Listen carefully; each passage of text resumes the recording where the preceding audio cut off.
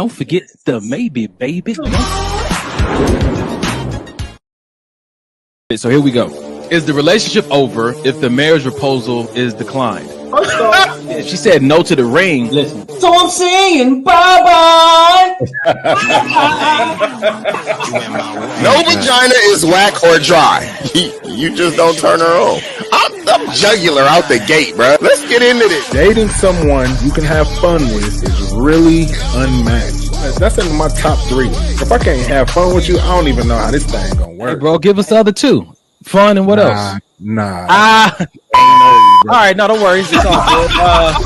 What else? That's why you can't tell your brother stuff in confidence, because they go, let's normalize bragging about women like this.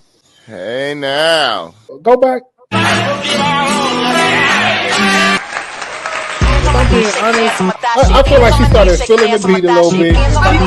Are you guys brutally honest with your friends, or do you hold back in order not to hurt their feelings? The honesty is not the brutal part. The brutal part is how the person perceives your honesty. If you're dating a narcissist at Christmas. As Mike would say, same old show, just a new year. If it ain't broke, don't fix it. But guess what? We still gonna enhance it. Welcome to another episode, and maybe this will help. I'm scared of dating, because what if we don't break up?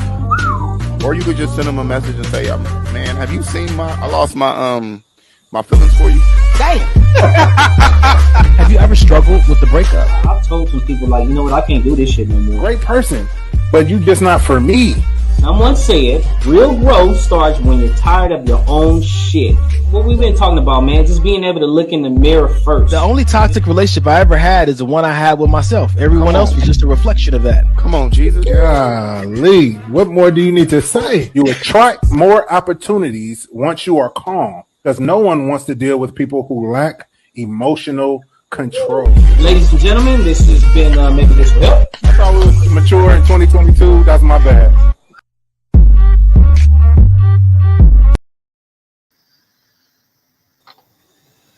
Yo. Ooh, yo. What up?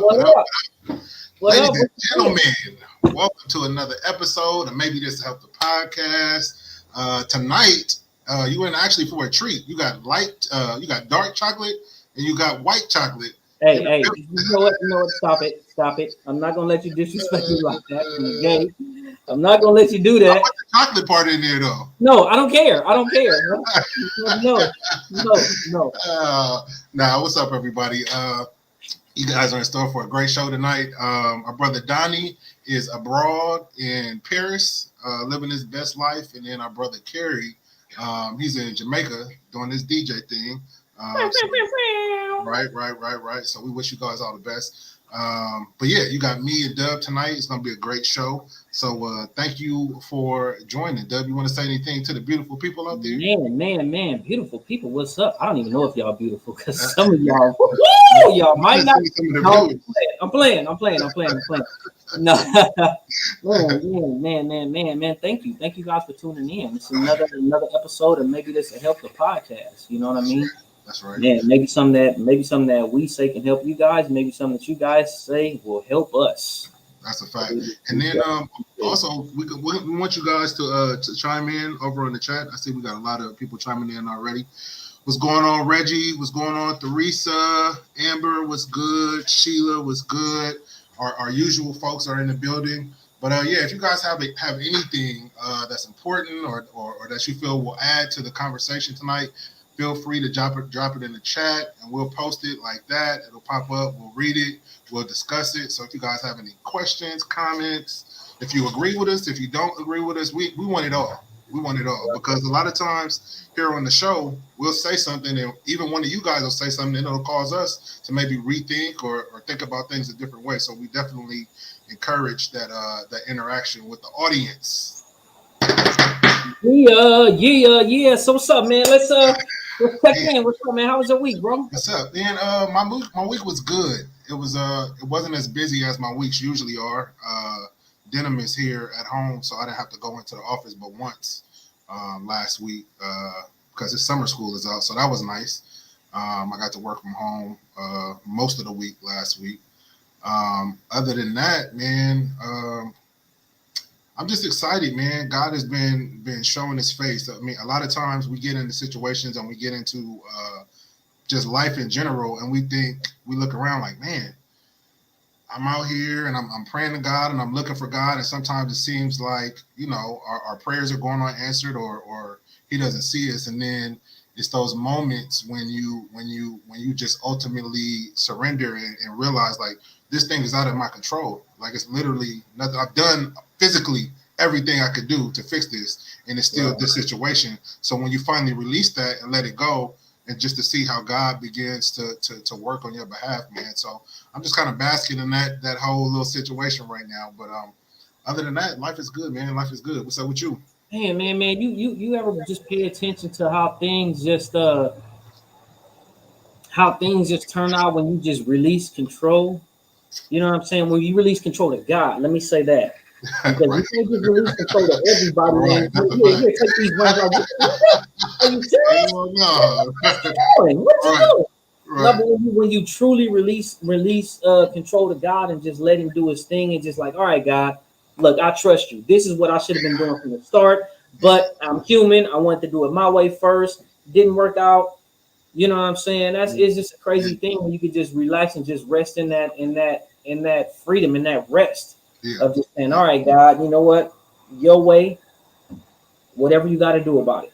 Yeah, and that's interesting you said that, because I know a lot of times when I was younger, I see my mom and dad, and I know they be in a pickle, whether it be a financial situation, whether it be that, you know, I have to pay a bill or whatnot, and I see them so calm and so relaxed, and I used to wonder when I was little, like, how are y'all, you know what I mean, just chilling? And it didn't hit me till I got older, and we had conversations where it was just like the peace of God. Like we understood that, you know, like I just said, we've done everything we could do. We got to give the rest to God and allow Him to do His part. A lot of times, as humans in general, we try to do everything. We try to do our part, God's part, the mailman's part, everybody's part, instead of just stay in your lane. Just stay in your lane. Do what you can do. And leave the rest up to God. Man, and I feel like we step on our own toes when we don't. Man. Let me tell you something, bro. When you just now said stay in your lane, man, it just hit home. It hit home because it's a lot of stuff, man. I be thinking, and I interact with people, and they have their own life. You know what I'm saying? And being a part of their life, you know what I'm saying? Family, friends, whoever, being a part of their life. Sometimes you have to say, you know what? I'm gonna stay in my lane. Sometimes there's those things that's going on in their lane that can make you feel a certain way. You know what I'm saying? It can make you feel rejected. It can make you feel, you know what I'm saying? It can make you feel any type of way. It can make you have these feelings like, well, what the fuck? Or what this? I thought. You know what I'm saying? And then I had to tell myself, hey, that's none of your business. Stay in your lane. You know what I'm saying? They didn't ask for your advice. They didn't ask for this. They didn't ask for you. That's none of your business. Stay in your lane. And it makes me feel a certain way. It's like, damn. But I have to say, you know what? Especially walking in this thing where I say, you know what I'm saying? I'm trying to walk in this freedom thing. Yes. You know what I'm saying? And just trying to really, really be free. I just have to remind myself a lot of times, hey, that's none of your business. Stay in your lane. It doesn't matter if you feel some way about it. It's none of your business. Stay in your lane. And that's the hardest thing, man, because it's like these things with people, we have these emotions, right? And we have these feelings. And sometimes we having these emotions and these feelings, we want to have an opinion. We want to have something making us feel a certain way. And I'm learning how to check myself like, damn, why am I feeling a certain way about this? Yeah. You know, why does this make me feel like this? Or why does this, you know what I'm saying, give me that, or why does this make me want to, you know what I'm saying, take a step back? Or, you know, like what is it? What is it that make me want to take a step back, or just say, oh man, like, all right, well, develop a whatever attitude. And then once you develop that whatever attitude, people start to feel that. Yeah. But it all comes back to me about minding my business, staying in my lane. Let me ask you this though, because that's a difficult law to live by, because a lot of times people sometimes they just want to help, and they don't even realize themselves that they're overstepping in their wanting to help. So when did you realize that, okay, as much as I may want to help, as much as I may think I have the right answer, like I know the answer, but when did you realize when it's best to, all right, I'm gonna just sit back and shut up and let this play out, as opposed to, okay, now I'm going to interject and say, hey, if you do X, Y, Z, that may help? You know what, man? Honestly, I'm still learning. But from so far, I look at people's facial expressions. If I do say something, I'm looking to see if it's received. If it's not received, or if it's always a rebuttal, but this, or but you, but this, but that. You know what I'm saying? Because honestly, that wasn't even my place to step in anyway. You know what I'm saying? To say something. Because see, the thing is, they never once asked me for my opinion. Wow. Even though I care, even though I want to fix it, even though I want to do this, they never asked me for my opinion. That's true. You know what I'm saying? And then also another hard thing is, for me at least, a hard thing for me is, I ain't even gonna get into that right now.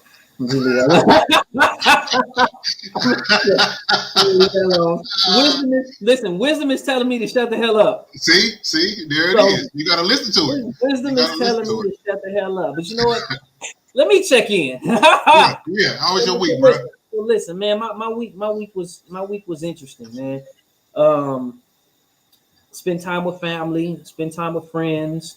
You know, it's always a good time to spend time with family and friends, and even with spending time with family and friends, I had those moments, and that's why this is so important to me, the topic that we were on, because I had some of those moments, and I had to just, I had to tell myself, stay in your lane.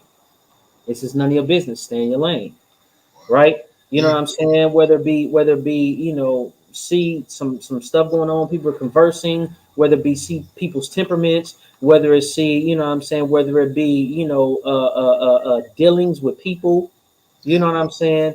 Dealings with other people, whether I see people that I care about dealing with other people, you know what I'm saying? It makes me feel a certain way, you know what I'm saying? Different dealings, but it makes me feel a certain way. But I have to stay in your lane. Say none of your business, stay in your lane.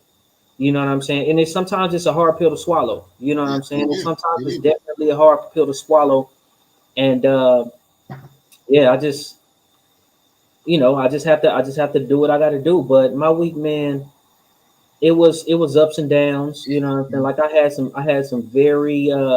had some moments that I'm like, damn, I'm feeling a certain way right now. Right. You know what I'm saying? I'm feeling a little I need some comfort right now. I need this, I need that, and it's just, still pressing forward. Still just got to get through that. You know what I'm saying? Get through that time when I'm feeling like that. Just gotta, all right, gotta buckle down. This is one of those times where maybe it's time for me to just go to sleep. You know what I'm saying? You're right. Let me just go to sleep. I feel that. You know what I'm saying? Yeah. So, man, it's been very interesting, man. It's been very, very interesting to say the least. But God is good. I'm still here. You know what I'm saying? I'm still healthy. I'm still alive. I'm still able to live a wonderful life. And that's what it is right there, man. That's what's up. All right. So, ladies and gents, for those of you just tuning in, our brother Donnie and Kerry are in other countries, actually. Kerry is working. Donnie is there on pleasure.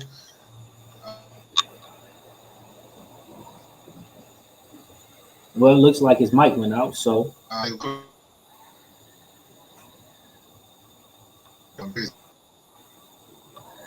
don't know what's going on with your mic and your reception, bro, but it's a little back and forth. But anyway, what he was saying is, Donnie and Kerry are both away, so it's me and Mike holding the show down today. We getting into this. Maybe this will help. Let's see what we got. Let me see. He might need to start his stuff over. But in the meantime, let's get into it. Damn. What men don't understand is nobody cooks for her. Nobody cleans for her. Nobody makes her meals. Nobody does her laundry. Nobody makes sure she's okay. Nobody caters to her, period. A woman is instantly looked at as someone who needs to take care of everyone.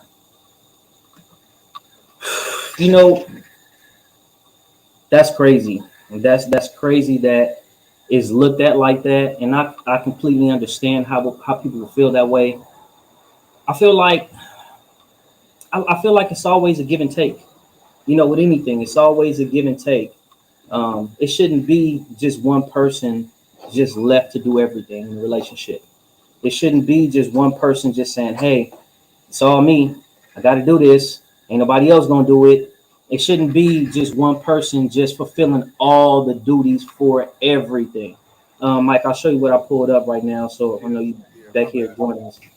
So it's what men don't understand is nobody cooks for her, nobody cleans for her, nobody makes her meals, nobody does her laundry, nobody makes sure she's okay, nobody caters to her, period. A woman is always instantly looked at as someone who needs to take care of everyone. So what I was saying is it's basically, you know, nobody should feel like they in this alone, right? In any type of relationship. However, now I stated the fact that as far as nobody should be doing everything on their own. However,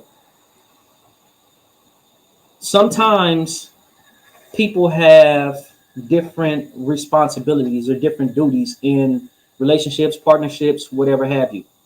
Sometimes people do things and it's overlooked. Sometimes it may be that woman cooking, cleaning, you know, doing whatever. And it may be a man doing something else, cooking, cleaning, or working, or fixing things, or doing this, doing that. So when it comes to stuff like that, I definitely don't feel like one person should be doing everything. I see sometimes relationships where one person is taken advantage of, where one person is just sitting relaxing and the other person is doing all the work, right? Being a provider, being a homemaker, being this, that. And that's unfair. You know, everybody should pull their weight in every relationship, right? But on the same token, I feel like credit needs to be given where credit, you know, where it's due. Don't overlook the small things. Don't overlook, you know, what that man is doing. And it might be vice versa. You know what I mean? It's a lot of stuff that's always geared towards the women as far as, oh, women does this, women does that. Men don't do this, men don't do that. Right. And a lot of times what we don't see when things are reversed because men aren't talking about it and they're not bitching about it. They doing what they got to do, right? They doing what they got to do. They taking care of business. It's like, okay, this is what it is. I got to take care of business. It is what it is. But a lot of times when women are doing it, and I don't mean that it's not hard, but sometimes it's more thrown in your face. Look, nigga, I do this. Look what I do. Look what I do. Look what I do. Look what you don't do. Nobody should be left to just be stuck taking care of everything. Male or female, I agree. Male or female. Yeah, and I like what Nadia said. She said, in the right relationship, everyone is taken care of, equally yoked, and I agree with that 100%. I feel like, you know, communication is key, right? We always talk about it on the show, and if I'm communicating, and in the beginning of this thing, I'm not talking about we 3 years in, and now, you know, things are falling apart. Now we want to communicate. Now, if we communicate from the beginning, hey, this is my role, this is my strong suit. Meaning, okay, I'm a neat freak, so I love to clean. Okay, cool, you take care of that. Okay, well, I do this, and I like to do this. Okay, you take care of that. And then, you know, once these things are communicated, now he has their role that they've agreed on. Not I told you what to do. Not, you know what I mean. I'm making you feel like you have to do this because, you know, I hear a lot of times in relationships where I'm at work all day. And I do this. Yeah, well, I'm at work all day too. So now what? Now we just gonna argue about who has to do the dishes? No. You know, right. There needs to be some compromise. There needs to be some give and take, but most of all, there has to be communication, or else things like people feeling unnoticed or unappreciated are gonna happen often. You know, when you stop appreciating your partner, I mean that says something right there. You know, if you never appreciate them, that's something completely different. Sometimes people get in these relationships, situationships where they never appreciate their person. They take advantage of their person. They like, oh, I can get this. Oh, this person's gonna do this, and this for me. What I will say is this: if your relationship is no longer serving you, or if your relationship wasn't serving you from the beginning, why stick around and hold on to that relationship? See, a lot of times people hold on to these relationships that was never serving them, but then later on they want to complain about what that person's never doing. Oh, you ain't cooking, you ain't. Well, I'm cooking, I'm cleaning, I'm doing that. It's been like that. You wanted to hold on to that person so much. The thing is, people don't understand when sometimes when people are going through these initial love phases, these initial what they quote unquote call honeymoon phases. Yeah. When they're, you know what I'm saying, they see all the good things that person is doing. The person is doing those bad things as well. But you're so blinded by the so-called good things, right? That is like, okay, I can deal with this. I can deal with it until you get comfortable, right? And then when you get comfortable, and then you tired of it, you start to really look at those things and like, oh man. Then every single thing that person do, they start to annoy the shit out of you. Oh, why you chewing so loud? Why you going? Why you like? You know what I'm saying? Why you sleep with your mouth open? Why you this? Why all these things? You start to realize you really couldn't deal with it from the start. It's just something about that person that you didn't want to give up. So you just willing to put up with all that extra stuff that you really didn't even want to deal with from the gate. And I feel like, again, things that we've talked about is ignoring red flags. And just because it's not everybody else's red flag, don't mean it's a red flag for you. To me, I'm a firm believer, if it's something that you know you don't want to deal with in a relationship, don't then decide to deal with it because you don't want this person to go nowhere, or don't even decide to deal with it because you see the potential in the person. Because I'm definitely guilty of getting in relationships based on potential, and that's the worst thing you can do. The absolute worst thing you can do. I say, like, again, communicate those red flags. If you see them, talk about them, because just because it's a red flag don't mean that other person is not willing to do some changing. Because I feel like in a relationship, we all do a little bit of changing. And hopefully it's for the better, but you know what I'm saying? We all do a little bit of changes. So if I know, hey, this right here is a red flag for you, and I do it on a consistent basis, if it's something that's not going to change me as a person or change my character, then I'm down for it. You know what I mean? But I don't believe in like basically settling because I see all of this great potential that we could possibly have in a relationship. So I'm going to put up with all this stuff because, like you said, later on down the line, 2-3 years in, you're going to be ready to cut that person's head off. But it's stuff they've been doing since y'all met. Right. At the end of the day, you can only blame yourself. Mm-hmm. If you even want to take a responsibility for that. I want to get into this comment right here. Sheila says they hold on because of just being comfortable in the situation, not wanting to start over. You know what, man? Sometimes starting over is not a bad thing. Sometimes, I mean, and sometimes, you know, you do get comfortable. You are in a situation you're comfortable in. Some things you like, right? Some things you like, and then, like, for the most part, though, it's just like, man, this is some bullshit. But not starting off because of comfort. We all do it, but it's not a healthy thing. You know what I'm saying? Because, see, the thing is, even with starting off out of comfort, you can meet somebody, right? And from the gate, you guys already have a connection. You guys already have a bond, and it feels like you've been with that person for years. It feels like, you know what I'm saying, you've known that person. You've experienced life with this person for so long already. So to hold on because of the comfort, I get it. We all do it. But I hope we can take a look at ourselves and say, okay, you know what? Let me spank myself because I'm fucking up. I'm holding on to this situation when I know I deserve better. I know, you know what I'm saying? I know I can get something better. Sometimes we look at ourselves. Sometimes it's out of comfort, and sometimes we feel like we can't get no better.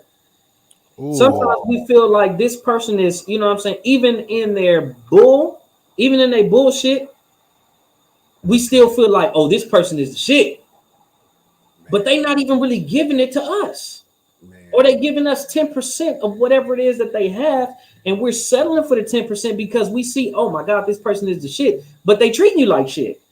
Exactly. It's wild that you just said that because I have a friend and she has, without putting her personal business or saying she has a lot of kids, like above the average amount of kids that somebody should have, but yet she's in a relationship. Listen, I'm saying the average like 2, 3, 4. She got more than 4. So. This nigga said above the amount that you should have. Hey, hold on. You know about to just run past that real quick. No. Hey. Hey, so listen, what's the amount that you should have? Listen, bro, I'm just saying, according to the survey that was put out, the average amount of kids is like 3, right? Okay. And she got 3 more than 3. So wow. You turning to see. Nah. I know. Yeah, ladies and gentlemen, thank you for tuning in to Maybe This Help. This nigga right here, boy, he said, hey, the average number is 3, but she got 3 more than 3. Hey, listen. So she has well, I didn't told you now. So she has 6 kids, but she's in a very abusive, physically, verbally type of relationship. And so when I was talking to her about it, I was like, why you just don't leave? And her words were, who gonna want me single with 6 kids? And I had to really like pour into her, like, you gotta know your worth, man. Like when you're allowing somebody to beat you down and beat you up and make you feel like ain't nobody gonna want you because of this, or whether it's kids, whether it's the type of job you have, whether it's how you look, whether it's your weight, whether you're too skinny, too big, too tall, too short, whatever the case may be, if you with somebody, and that's not even just a romantic relationship, that's relationship in general. If you in some type of relationship and somebody's making you feel as if you're not with me, nobody else gonna want you, like that's no type of relationship you want to be in, number one. And you got to realize your value and your worth, because clearly that person don't want you to go nowhere. So if I ain't worth shit, why you want me around so tough? You know what I'm saying? And it just bothers my soul when I see people in these types of relationships, and it's just like you said, like, well, I don't feel like I'm good enough to do any better than somebody going upside your head.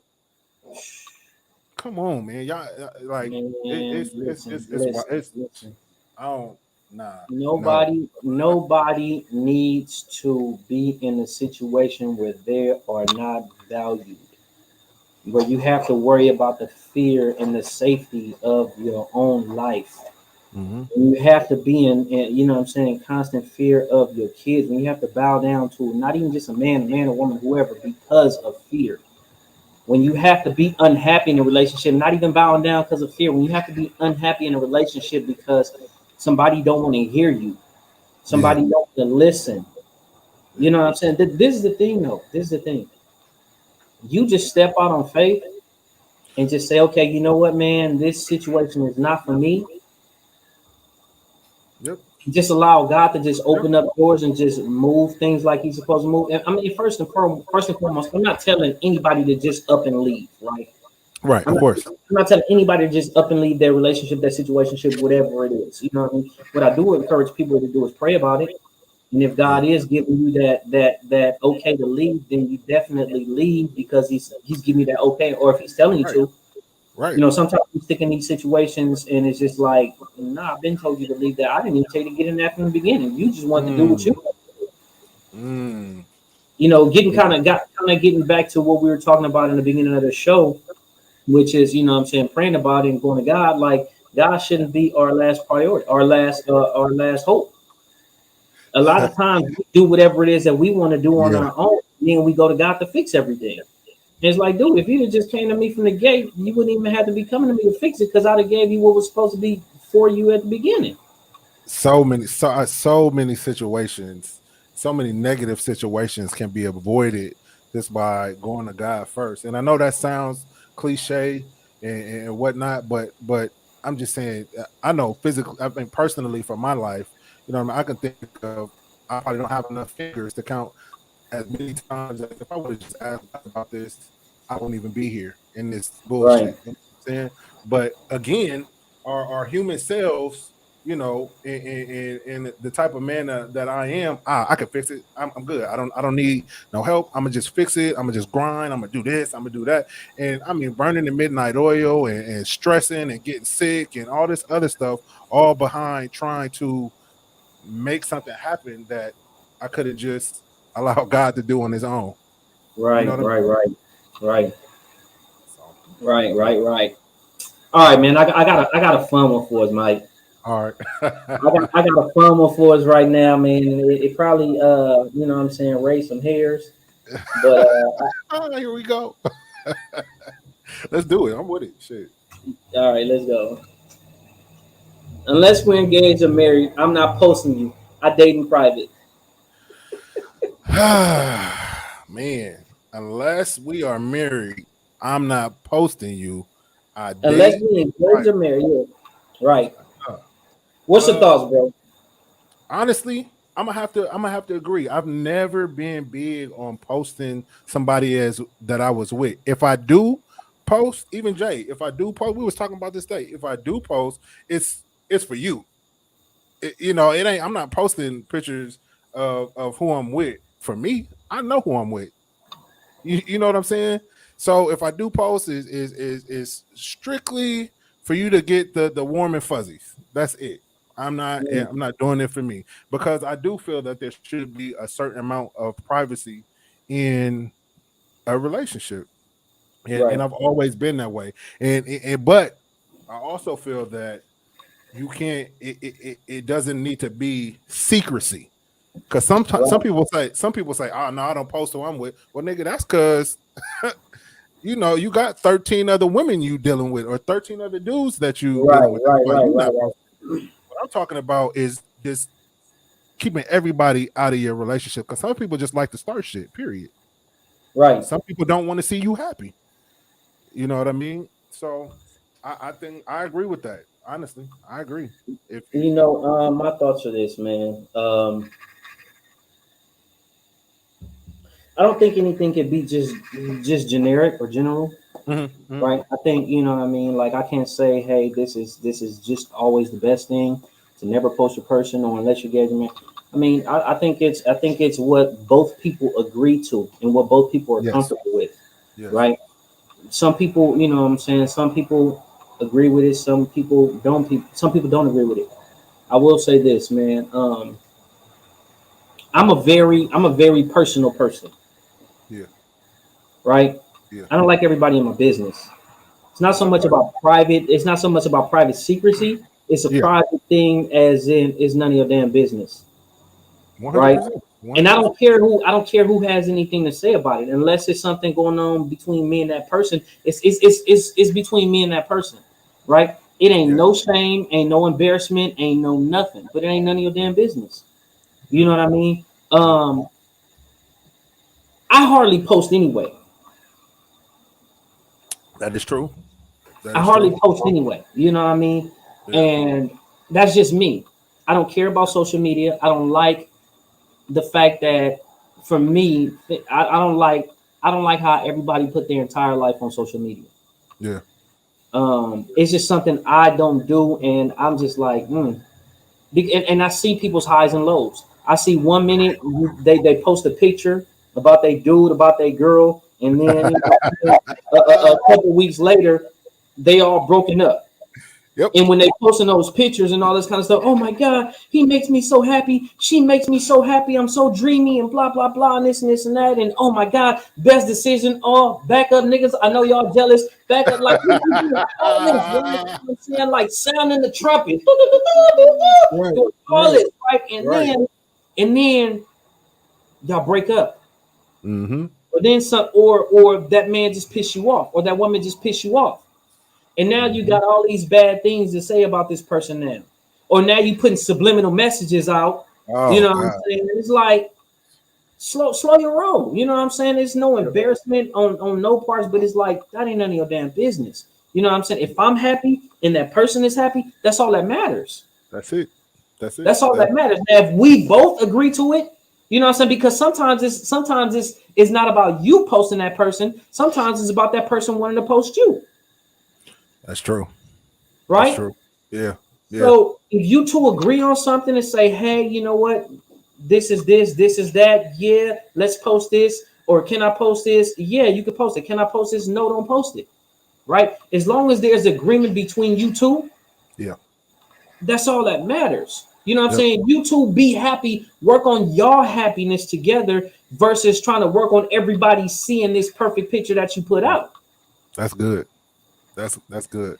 That's good. So if you guys are just tapping in, we're talking about this right here. Agree or disagree. Unless we're engaged or married, I'm not posting you. I date in private. Audience, what do y'all think? Are y'all posting your mate? Are you not posting your mate? And we're talking about boyfriends or girlfriends. We're not talking about husbands or wives. But what do you guys think? Monique said, I agree. Amber said, I think this was to you. You sound wise. There's no need to put a target on yourself. Right? Yeah, that's true. Yeah, that's true. Buddy. That's true. But I mean, again, like we always say on the show, we're not telling anybody to or not to. We're just, you know what I'm saying, speaking from our experiences and the things that we do or the things that we don't do. They may help you, they may not. But you know what I mean? It's for you to take with a grain of salt. Right. All What's right. up, Mike? You got something? I sure do. Okay. Let's go with this here. You cannot get mad at your girl for expressing what upsets her, even if it isn't that deep to you. It may be a serious matter to her. Genuine consideration is a key to her soul. Now, I'm like we always do, I'm gonna change this because I don't think that this really has to do with gender in general. I think this could go for male or female. I think that let me read it again. You cannot get mad at your guy or girl for expressing what upsets him or her. Even if it isn't that deep to you, it may be serious matter to him or her. Genuine consideration is a key for his or her soul. I think in relationships, we all want that genuine consideration, whether you're a woman or a male. I think that when you come to your partner, and I don't want to make it seem like we only talk about romantic relationships. I'll use a situation with me and Errol the other day. I came to Errol. We were supposed to do something. I couldn't make it, but I came to him and I made sure he knew that, you know what I mean, that his feelings were valid. If he felt disappointed that I wasn't there, whatever the case may be, I made sure to show him consideration, not just, oh, okay, well, I didn't make it. Oh, well, you know what I'm saying? In any type of relationship, I feel like that consideration piece is very high up on the chart because that shows that you care. You're not just, you hurt? Well, it didn't hurt me, so oh well. But you see a lot of relationships like that. You see a lot of people, you know, the girl could be crying or even the dude could be. Let's talk about that. Let's talk about the dude crying and the girl looks at him like, you know, that famous word, you acting like a bitch or you acting soft or you acting like this and that. But at the end of the day, we all got feelings, right? We all got emotions. So if you see somebody that is genuinely, I'm not talking about being a drama queen. I'm not talking about, you know what I mean, anything like that. But if you see this person is genuinely hurt, don't just dismiss it. You know what I'm saying? Because that could cause a whole bigger issue. Because sometimes that's why your partner is out talking to her work husband or talking to his work wife about your issues at home. Because you steady dismissing this nigga every time, you know what I mean? Because he being too sensitive. Right. I'm saying it happens. Man, that's crazy. You know, years ago, I went to this little counseling session or whatever, right? Yeah. And it was so let me kind of rewind a little bit. Yeah. So years ago, I was engaged to be married, right? Yeah. And going through that whole process, we had to go through counseling. We had to go through couples counseling and stuff like that. And we went to this little counseling, and it was more. It was a group setting, right? Okay. Couples, you know, a bunch of couples or whatever, and it was a pastor and his wife, and it was a few couples that was in ministry that was, you know, on stage rather, and they were just, you know, kind of sharing some things with us. And I'll never forget when pastor and his wife said this. She said, if my husband, if it's something that he really, really wants and it's not a big deal to me, I just do it because he really wants it. Even if it don't really matter to me, I do it because he wants it. And that for me is along the lines of same thing, which is considering somebody's feelings. You know what I'm saying? Considering what a person, like what they really want. And like, you don't know, you only know what you feel. You don't know what you dish out. That's it. You know what I'm saying? Yeah.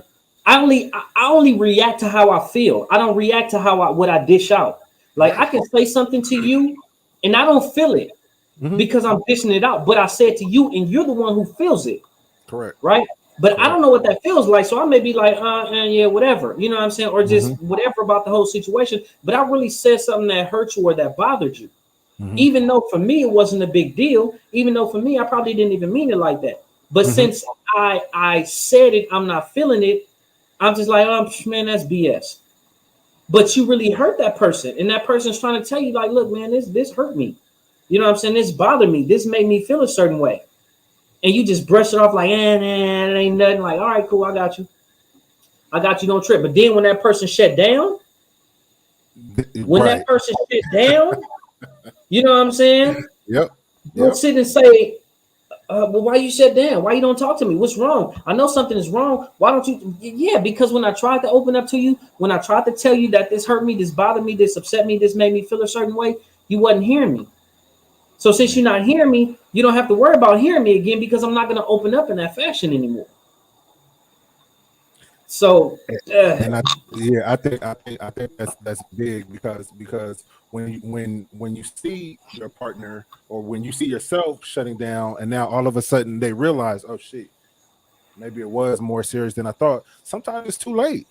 Sometimes I don't want to go back and reopen that wound for you to make you feel better. So now you can say, I do care and I do want to talk about it. Like, okay, I get that you want to talk about it, but I'm past that. You know what I mean? Like I had to do my own self-healing. You wasn't there to work it out with me and talk through it with me and be there to console me. So I had to do that on my own. And what that causes in relationship is calluses. You know how when you go to the gym, you get some calluses on your fingers and it's hard skin and you can't even really feel that part of your hand no more. That happens in relationships by doing stuff like that. You brushing off your partner's wishes. You brushing off your partner's wants. You brushing off your partner's how they feel about certain things because it's not important to you. So when they get those calluses and you try to come over and touch their hand where those calluses, they don't feel that no more. There's no more feeling there. Man, you know the crazy part about this is, man, people have to be honest, right? Yeah. People have to be completely honest because sometimes you brushing off that person because you entertaining somebody else. Or even if you're not entertaining somebody else has your attention, or you looking to try to get somebody else's attention. Mm-hmm. So your person is not as valuable to you anymore because it's like, look at baby right there. Oh, I'm trying to get her attention. Right. Or she's giving me a little attention. She's giving me a little rhythm. Right. Or vice versa. You know what I'm saying? Oh, look at that dude right there with them big arms. You know what I'm saying? Oh, I'm trying to get. Oh, look at baby in the gray sweats right there. These women talking. You know what I'm saying? Like, you know what I mean? Like, well, forget you, dude, because I'm halfway out the door already because I got my eyes on something else. You know what I'm saying? So I'm not even gonna pay attention to your feelings because see, the real thing is if you really in it, if you really in it with a person, and both of y'all are in it, you guys are gonna consider each other, right? Mm-hmm. No pride. No ego, no arrogance. You know what I'm saying? You guys at the point to where y'all can really consider each other and say, "Wow, damn, I hurt you, baby. I didn't even know that I was hurting you. I didn't even mean to. I know it may seem like a small thing, but my whole thing is to protect you. My whole thing is, you know what I'm saying? If I'm here to protect and provide for you, that's not just making sure somebody don't hurt you as far as try to beat you up. That's not just protecting our household in case somebody comes try to rob us. The providing is not just providing a roof over our head and food. I have to protect your feelings. I have to protect your emotions. I have to protect your heart. That's good. So with protecting your heart, protecting your emotions, protecting your feelings, I have to make sure, like, all right, man, it's some stuff I'm gonna have to put my pride, arrogance, and ego to the side because I can be like, oh, you know what I'm saying, super, you know, just man, I don't care, fuck that. Woo, woo, woo, woo, woo. And I'm not even expressing myself to her, to my person. You know what I'm saying? To my person who's supposed to be there to comfort me, who's supposed to be there. Right. Yeah. It's rough, but that's I think that's a concept that a lot of people like. I just use me. I didn't get that till I was later in age. You know what I mean? That you really had to consider. And it sounds weird, like because in thinking about it, you think it's common sense. If somebody is feeling a certain way, you should care about it. But you know, for a long time, you know, I was just trapped in my own head, in my own world. I wanted what I wanted. If I didn't get it, oh well. Right. What Amber say? Amber said, "With love comes responsibility." That is so. That was man. That's right on target. That's definitely right on target. That's like, oh my god. That's really good. Man, and sometimes, and that's. I'm glad that you said that, Amber, because sometimes you don't count the cost. It's like when you becoming a Christian, you know what I'm saying? Even the Bible says count up the cost. Count up the cost to follow me. You know what I'm saying? And sometimes in a relationship, you don't count up the cost. You don't count up the cost and just say, hey, it's not just about what I want anymore. It's not just about how I feel anymore. It's not just about me. It's not just. And the bad part about it is sometimes people still be in these relationships like it's just me. This is the way I feel. So since I feel like this is what I'm going to do. And you have to understand, like, there's another person. It's not just you. There's another person. And with another person, that person has feelings like you. That person has emotions. That person has, you know what I'm saying, just all these different things, just like you do. That person has ups and downs. Sometimes that person has a bad day. Sometimes that person is on cloud 9, right? That person has the same things that you do. And just to be in a situation to where it's like, okay, well, whatever, I'm not going to consider that person. I'm still just going to do whatever it is that I want to do. Man, that's crazy. That sucks. So I definitely think you need to count up the cost. Count up the cost of being in a relationship. And if you're not ready, if you can't handle, if you ain't got the funds for that relationship, don't even get in it. That's good. And I know usually on the show, I'm gonna check with you to see if it's cool, Doug. We usually do the videos at the second half, but the video from what we're talking about cost of relationship is right on time with what we're talking about. So I want to play it now, and then we could get into it. Go for it, bro. All right, let's do it. Any relationship, you have to ask yourself, what is the cost of being in this relationship? What's it costing me to be here?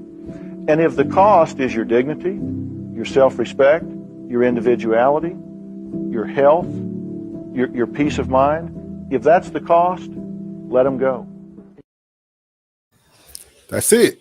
That's what we're talking about. You have to weigh, like, and it's hard to do that in the very beginning when you're just meeting somebody, because a lot of times people are on their best behaviors in the beginning of the relationship. You don't really start to get to know who a person is from their core till you spend some time with them, till you put that work into the relationship. But when you do start seeing these costs, you gotta do your checks and balances. Like, hey, you know, that's checked off. Okay, I'm not feeling like I'm seen. I'm not feeling like I'm heard. I'm not feeling like I'm really wanted. You know what I mean? You gotta weigh that, because you'll find yourself in a relationship and you guys are old and gray and damn near hate each other, and you haven't been able to experience what love is supposed to feel like because you decided to stay when you should have cut that off a long time ago. Right. Now look at this though too. In addition to that, do you look in the mirror and say, do I have the patience to deal with somebody? Am I stubborn? Am I selfish? Am I, you know what I'm saying, all these things, right? Yeah. And a lot of times we think we got it all together. And whenever something happened, we quick to blame the other person. Oh, man, it didn't work because this person did this and this person did this and this person. Did you check yourself first? Did you see if you had the capacity for a relationship? Did you see if you had the capacity to deal with somebody? Did you check your ways of being selfish? Did you check your pride? Did you check your arrogance? Did you check your ego? Did you check your stubbornness? Did you check all those things within you first? Right? Did you look and say, damn, you know what I mean? Why didn't my last relationship really work? Or even if it wasn't comparative to another relationship, let me look and see how I am, period. That's it. Am I selfish? Do I just want things my way? Yeah, I'm a bit selfish. Is that something that I could just walk away from? Absolutely. You know what I'm saying? I'm not saying those things about me. Yeah.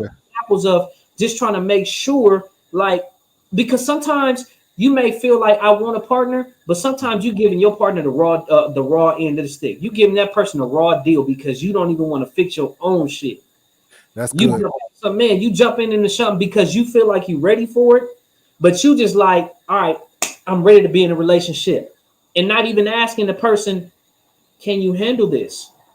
Because now I'm about to dump all my shit on you. Now I'm about to dump all my selfishness, all this. I'm about to just dump it off on you. And then when it don't work because that person is not willing to accept it, then you start pointing fingers at that person. Oh, this person is just a quitter, or they wasn't doing this and they wasn't doing that. Do you understand what you just dumped on this person from gate?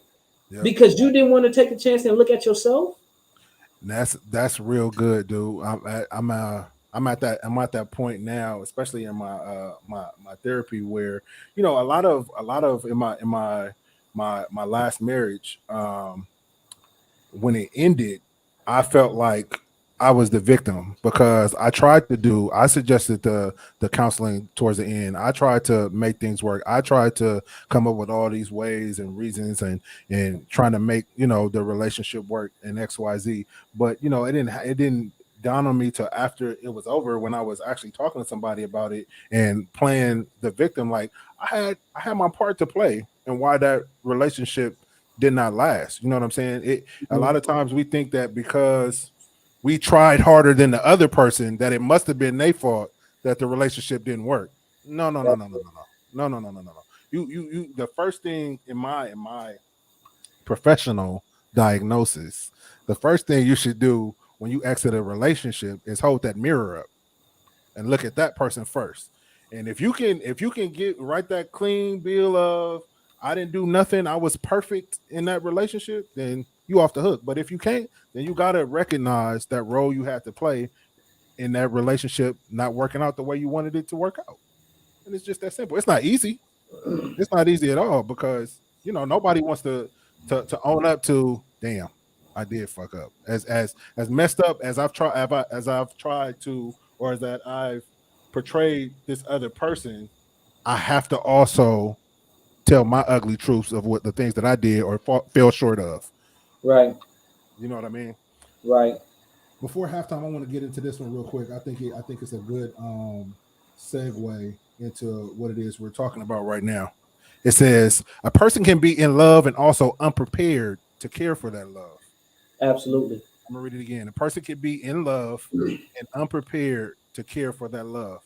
So kind of hinting on what you were saying, you know what I mean? Sometimes you do feel like you're ready to be in a relationship, and sometimes you are really truly in love with this person. Like, I love you, but you don't know how to nurture that love. You just know, I do anything for you. I have these feelings. I want to cultivate, this relationship, but at the same time, you don't know how to even manage it. You know what I'm saying? Whether it's because you haven't been given the tools, whether it's because the way you were brought up, you never really saw how that was really supposed to work.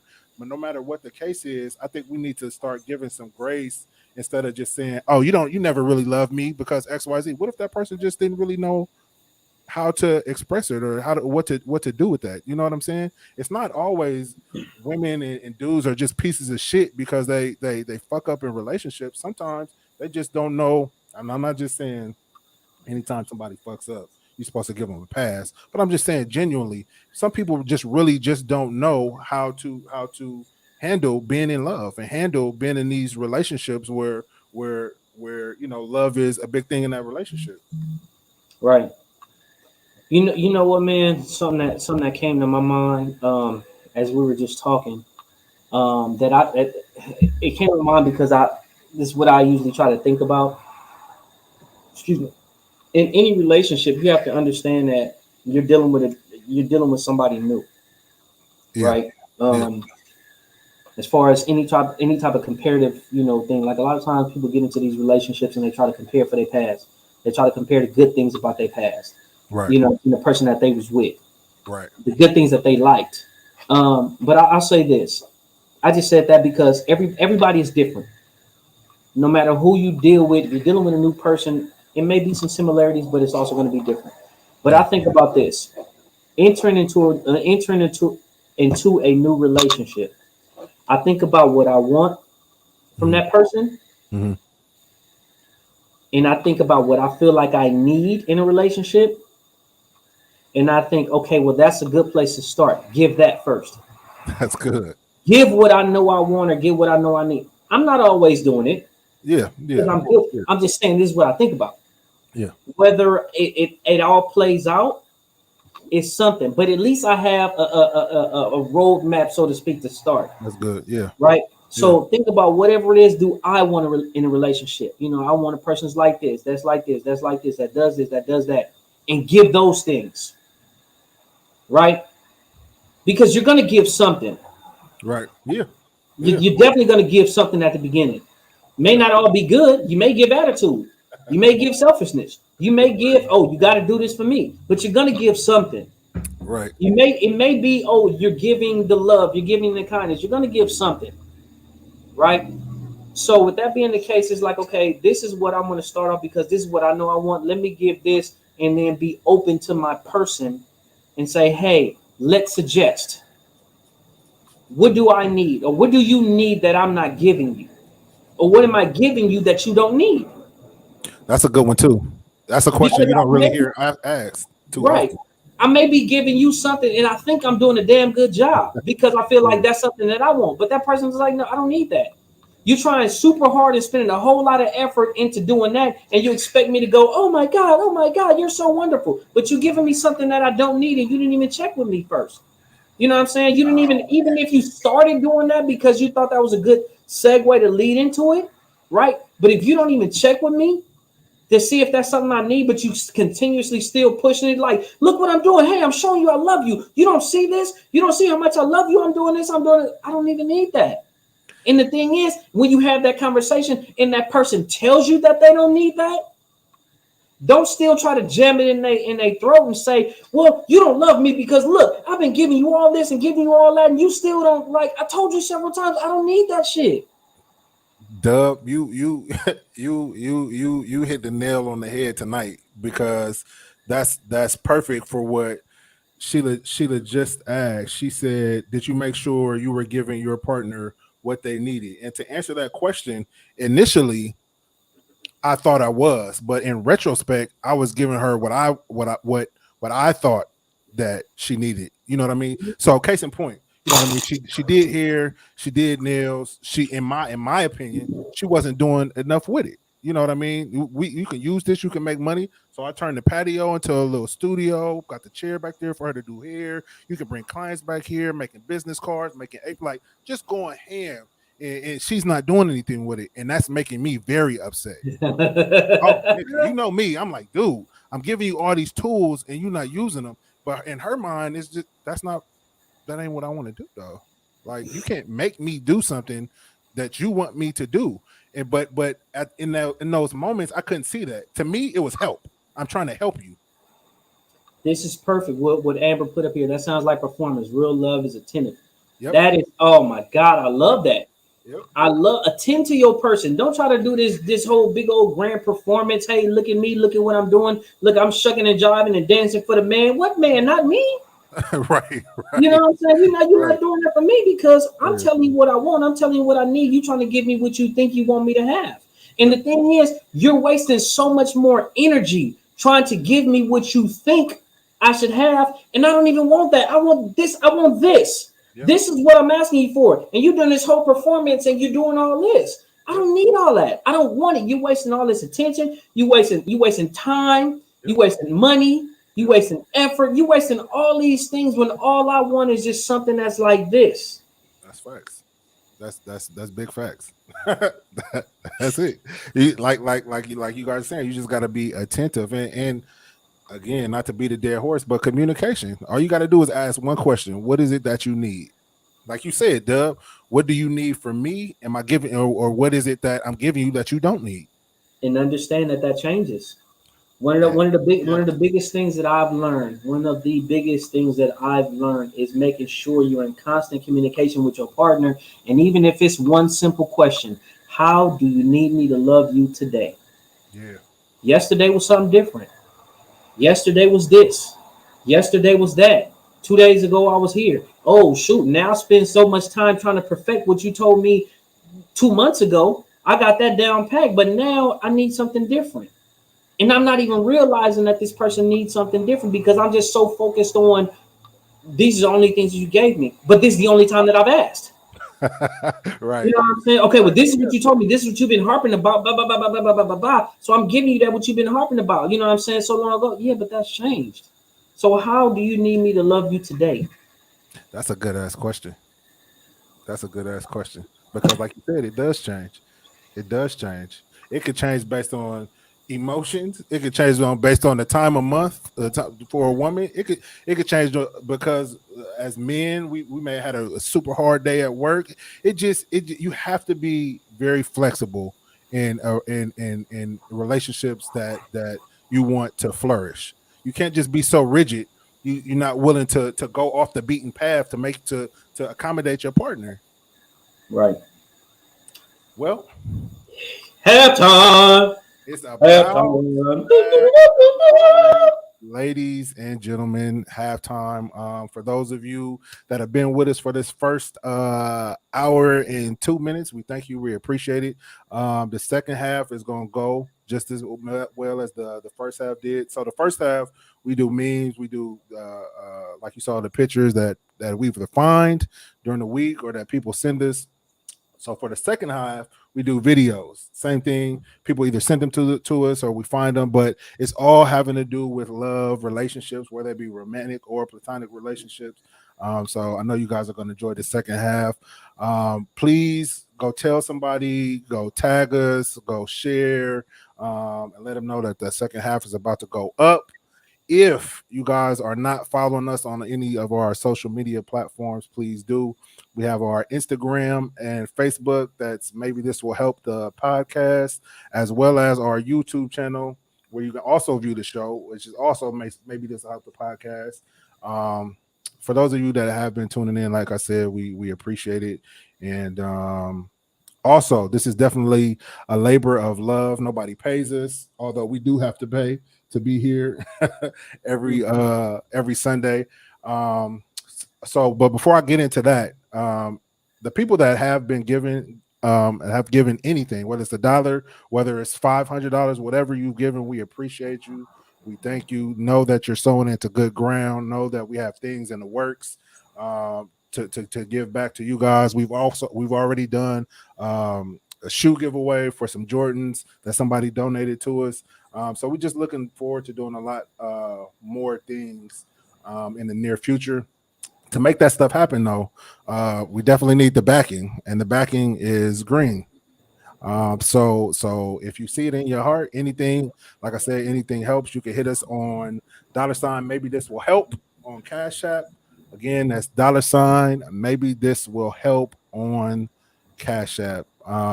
Deb, you got any businesses you want to shout out this week? No, I don't have any businesses, but what I will say is just kind of piggybacking on what you said, man. This is definitely a labor of love. We're not we don't have any sponsors sponsored by anybody, Yet. But we do this week in and week out because it's something that we love to do, and we feel like it's a blessing and it's necessary. It's a good tool. So we definitely want to continue to be here. Just really showing, I want to say thank you and show appreciation and gratitude that for everyone who pays attention, who listens, who joins the show, right? Whether it's, looking at the whole show or whether it's looking at 10 minutes, every once in a while we'll get someone who don't look at the show on a regular basis and just clicking in for some reason, whatever have you. And it's something that definitely feeds them. Yeah, we got the guy last week who said I clicked on it because I thought it was sports. End up chiming in the whole show and man, yeah. Right. So we want to just say thank you. You know what I mean, for just tuning in. Some people don't have social media. Some people don't have Facebook. Some people don't get to see the posts and things that we put on IG. But we do have YouTube. Yep. Tune in from anywhere. You know what I mean? Maybe this will help the podcast on Facebook Live, YouTube Live. Check us out, man. We appreciate it. All the support that we've been giving, all the the likes and the shares that we've been getting from you guys. We definitely want to say thank you, and it's greatly appreciated.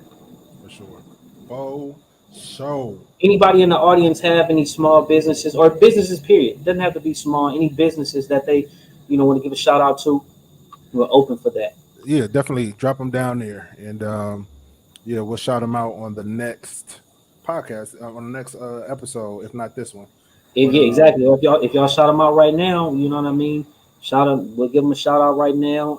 If you have their links, their contact information, anything that we can put in the chat, that's going to help extend them out and get them to where they need to be, or just help them out in any kind of way. Put it up. That's right. Because that's what we about, helping each other out.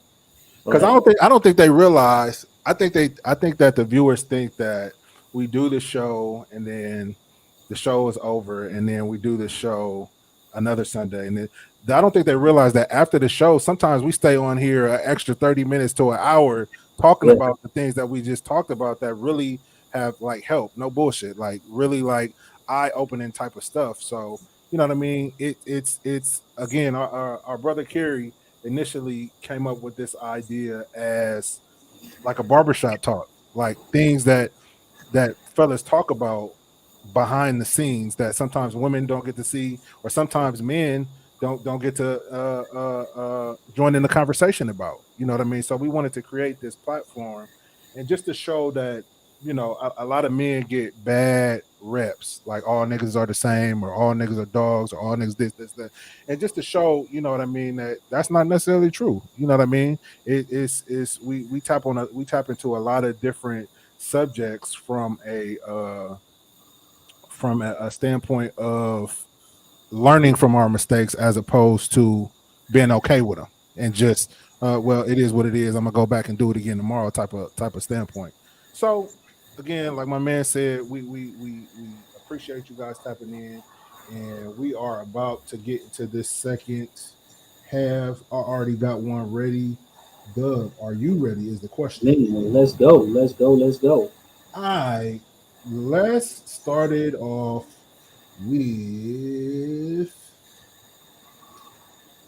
Well, I had to swallow this year. Just let things be.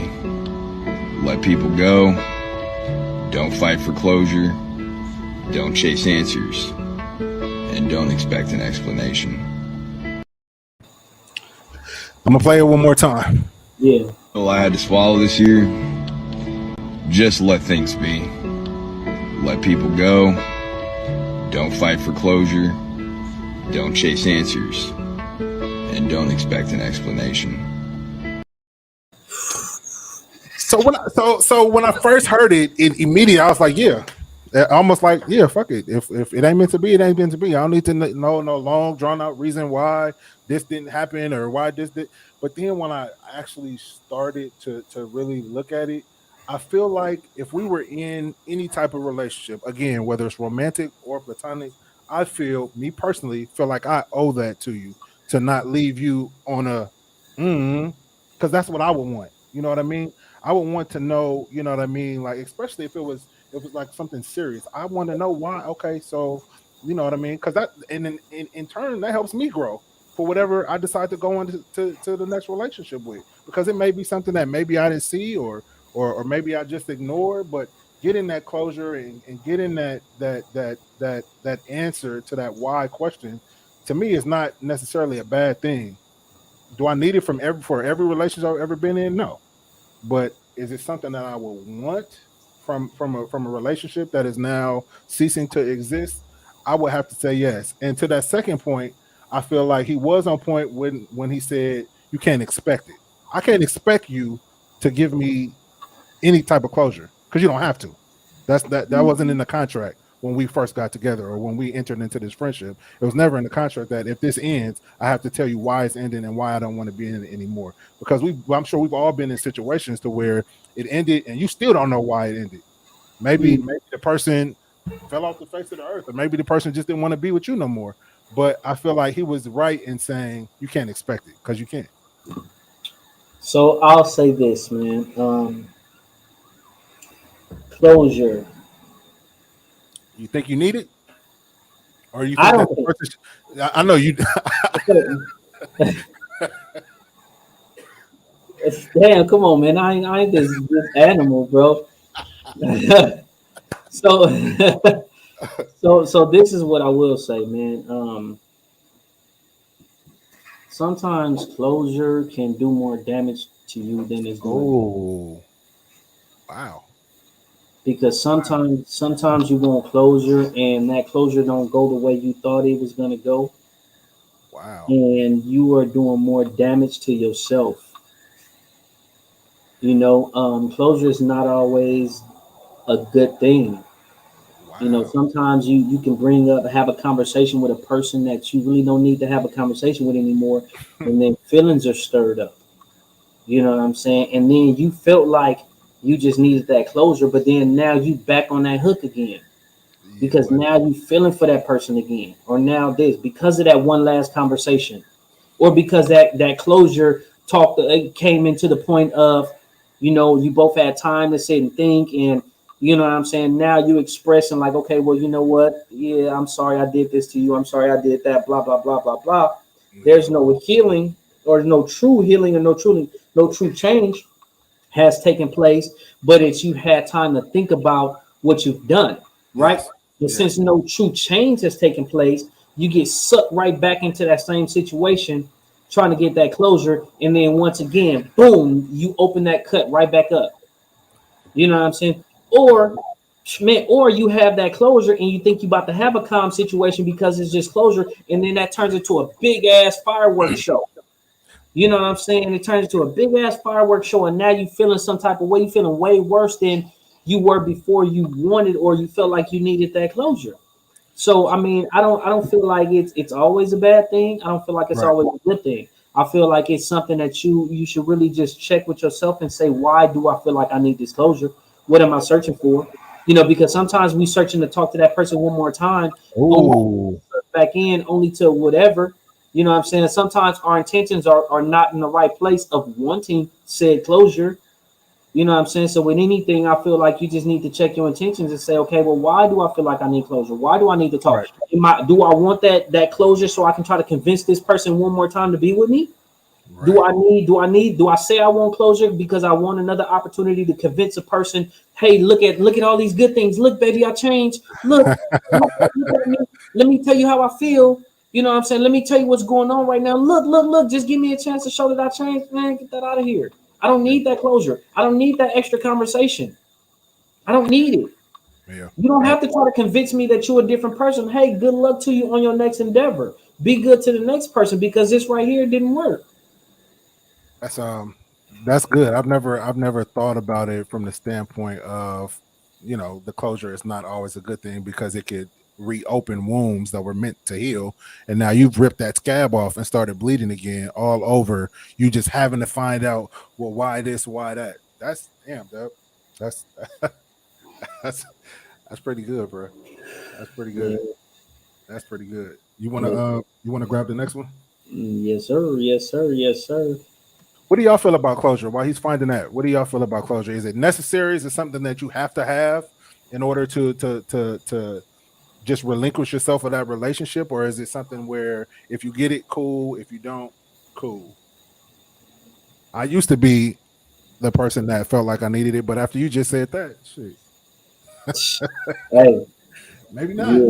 All right, I got some for us. It's a little bit longer, but well, let's see what we got in the audience first before we go to it. Nope, don't need it. It's nice, but not necessary. Absolutely. Yeah. All right, let's get into this video right here. Check this out, man. When couples first meet and they fall in love, that in love thing is limerence.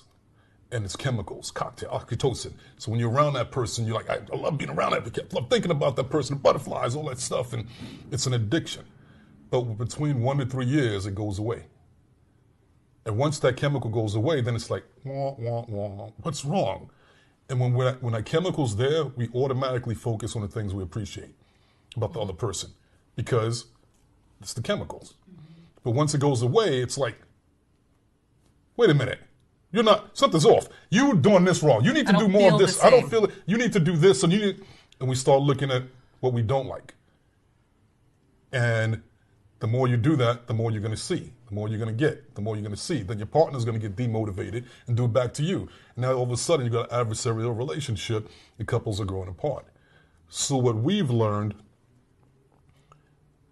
is that no matter what we go through, keep focusing on the things that we appreciate about each other. And appreciation is love in its smallest and most concentrated form. And the more you appreciate something, the more you'll like it. And if you keep doing it, you'll love it. And if you keep doing it, you'll fall in love with it. So literally, that's how we stay back in love after all of these years.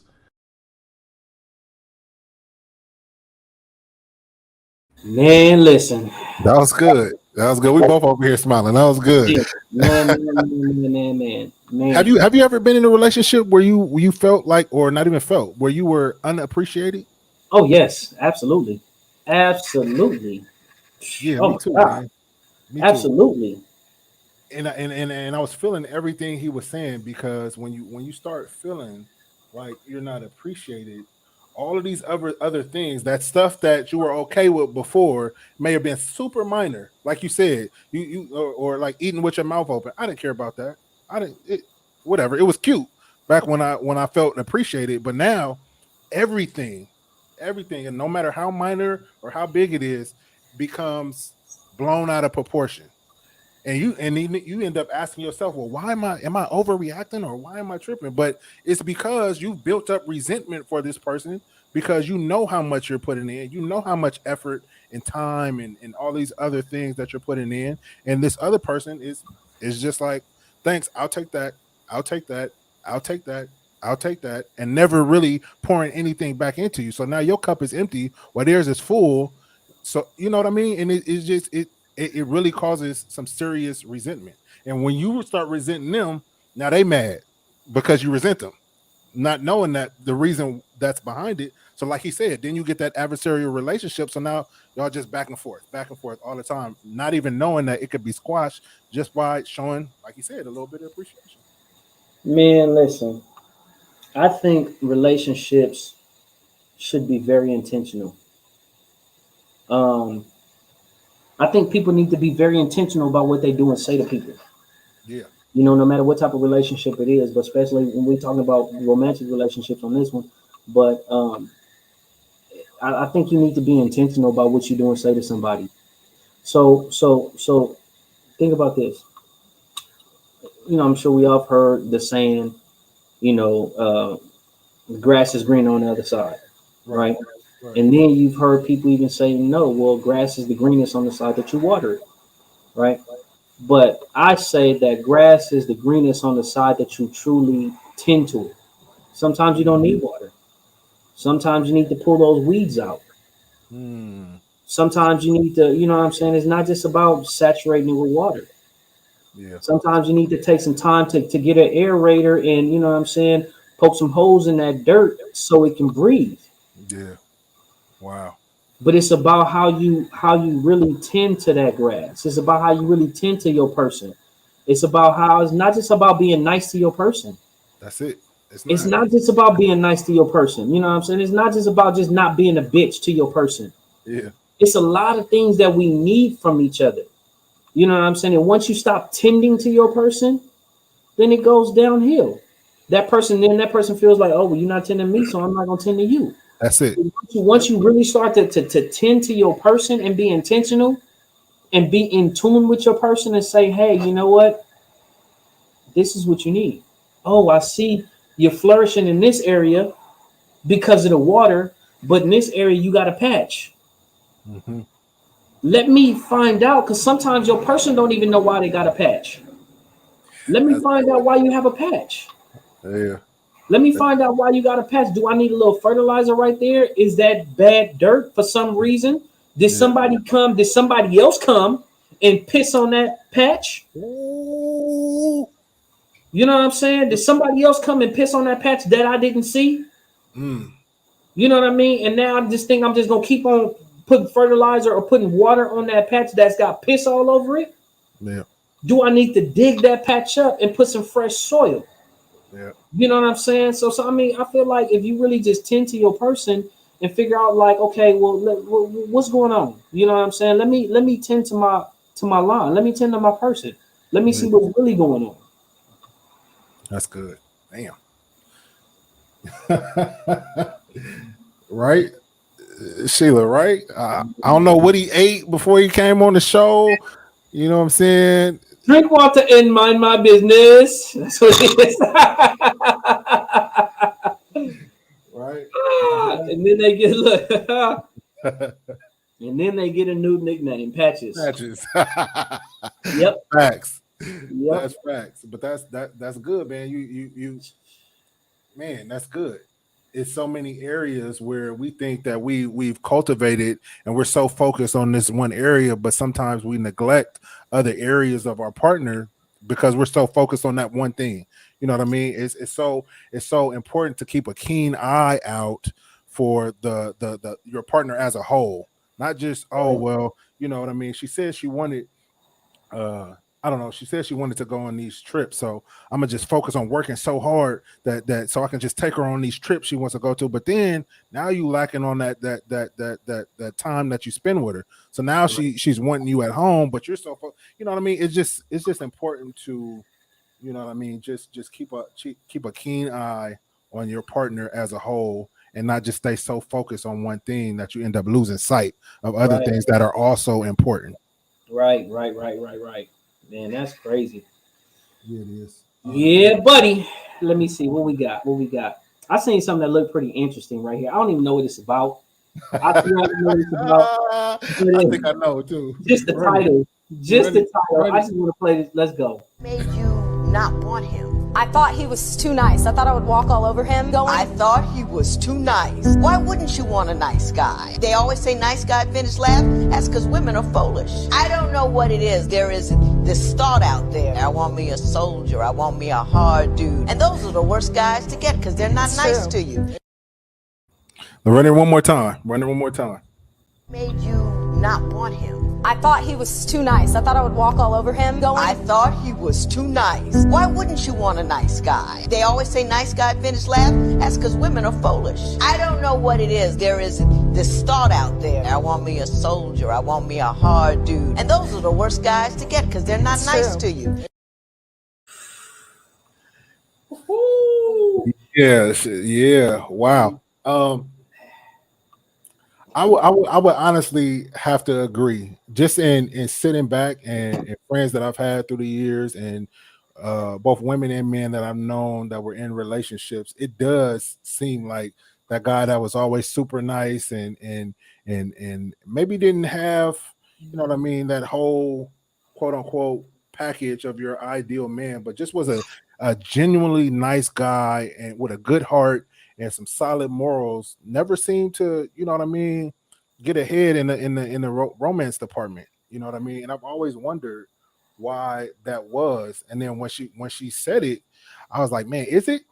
So I asked the audience, women in the audience, is it because women are foolish and they tend to overlook the nice guy characteristics for the more bad boy image or like she said, the soldier type? Or what do you guys think it is? What you think it is, Doug? Well, I'm gonna tell you what I think it is, man. For me, I believe, and I'm gonna say this, and this is. Let me give a little backstory on this. Run it back. I cannot stand when you have these niggas on these people, these guys, and I'm gonna say guys. Right. When you have these guys that's always down talking other guys just to get women's attention. Clout. Oh my God, I hate it. Doing it for clout. I hate it with a passion. Oh guys, you should be doing this. Oh men, if you ain't doing this, blah blah blah blah blah blah blah blah. I hate that. Right? Yep. What I want to say is, I believe that men should work on balance. That's good. I believe men should work on balance. It's not about being super nice, but don't hold your niceness back. Don't let nice be the only thing that you have. Yeah. You know what I'm saying? Yeah. You can still be rough around the edge. You can still be hood. But don't let that hood stop you from expressing your feelings to your person, letting them know how you feel about them. You know what I'm saying? Yep. Don't be so, you know what I'm saying? Don't be so nice and so expressive all the time that you just get ran over. Yep. And I think in relationships, to me, from what I've seen and heard female friends telling me about, is the nice guy usually does get ran over. You know what I mean? They end up becoming a doormat, and some women don't want that. Some women do, but some women don't. You know what I mean? And so I feel like, you know, in being nice, you know, and just trying to cater to his woman and please his woman, he loses his own identity to where, you know what I mean? Now he does actually become that doormat. And he thinks in his mind, I'm doing everything you wanted me to do. I'm literally doing everything you wanted me to do. That's the problem. Still be who you are. Yep. Still be who you are, but have that balance. Because you know damn well you don't even feel good being this nice all the time when somebody is taking advantage of you. Right. You know what I'm saying? So if you being nice like that, but you see people start to take advantage, okay, shut that shit down. Shut it down. Like, no. I'm not going for that. Yep. So you gonna fix it, yep, or I'm done. Yep. I'm not gonna be nice to somebody who's gonna take advantage of me. I'm not gonna be expressive to somebody who don't appreciate me expressing my feelings for them. I'm not gonna be a jerk to somebody who don't deserve it. Yep. I'm gonna be hood because I am. Right. I'm gonna be business professional when I need to because that's who I am. Yep. I'm gonna be expressive when I want to, not when you're trying to force me to. Come on. I'm gonna be expressive when I want to. Yep. Right? Yeah. You're not gonna. Like I said, man. I think the most important thing for men to do is learn balance. That's Once you learn balance, and it's the same for women too, because women need to know that balance. Women need to know too when, you know what I'm saying, when it's okay to be soft. Some women think it's just business. Oh, I'm in this role, I'm in this professional role, I'm in this, I'm in that. You know what I'm saying? A lot of people think a lot of women think men don't like them because they have these important roles. No, it ain't about that. It's when you start to carry on that role into the household. Is when you start to, because you're a leader at work, you want to try to tell me what to do. It's when you trying to be the boss in every situation. No, baby, you're home now. You can be soft. It's okay. Soften up. It's okay to be soft. Yeah. I don't care about your job. Yes. Yeah. It may be sometimes when we out to dinner and I don't want to make a big deal. So, baby, take care of it. Because I know you can take care of it. I know you're stern when you need to be. I know you can say something to these people that's messing up on our food. You know what I'm saying? Because if I say something, I'm gonna get irritated and I'm be like, man, you know what I mean? Right. So there's areas that you can be strong. Just you don't have to be so strong with me. Understand your balance. That's good. Not your place, your balance. Your balance. That's good. Understand your balance. Men, understand your balance. Yep. Yeah, I like what Portia said. She said, I think that women tend to go for what they're familiar with and comfortable with. And it kind of goes along with what Monique said. She said, I think it's ignorant thinking concerning some females. Maybe they have gotten accustomed to being mistreated. And it sounds crazy, but that's so true. Women stay in these situations, and I was just talking about this today. Women stay in these situations where they're getting physically abused, verbally abused, and just dogged, because it sounds crazy, but this is what they're accustomed to. So when you do find this quote unquote nice guy, you don't know how to act. It's weird because he's not cussing you out. He's not throwing you across the room. He's not calling you all kind of bitches and hoes. So now all of a sudden you want to get rid of him. Like this. No, it's almost too good to be true. Something's wrong. Oh my God! Oh boy, that just brought something back right there, man. I remember there was this woman that I really liked, right? And she told me she's not used to a guy treating her that way. Wow. She said, I'm just not used to it. Wow. And I'm just like, so you used to guys just treating you like shit.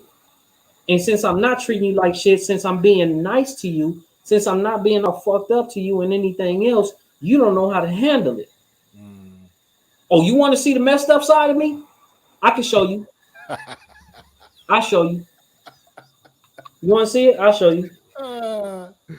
Nah, it's just unfortunate when people have become so both men and women, because it happens to us too.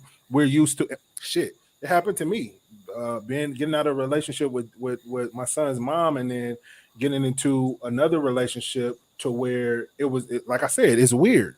Like I'm waiting for the blow up. I'm waiting for the something to happen. Like this can't be how this is on an everyday basis all the time. Either you lying or it's a hidden camera somewhere or something. But that was really like legit my mentality from all the trauma that I experienced in that previous relationship. So I definitely understand getting accustomed to being mistreated. It sounds weird, it sounds whatever, but I know for a fact it definitely can happen. I think the key though to to allowing yourself to get out of that is one, healing from whatever situation caused it to beginning with. Man, you know what I mean, and not trying to hop into something. Think just saying you heal because I don't think about it no more, so I must be healed. That ain't it. I mean, doing that deep scrub type of healing, and then once you really are healed, you'll allow yourself to let your guard down and be loved the way you deserve. Listen, let me tell you something, bro.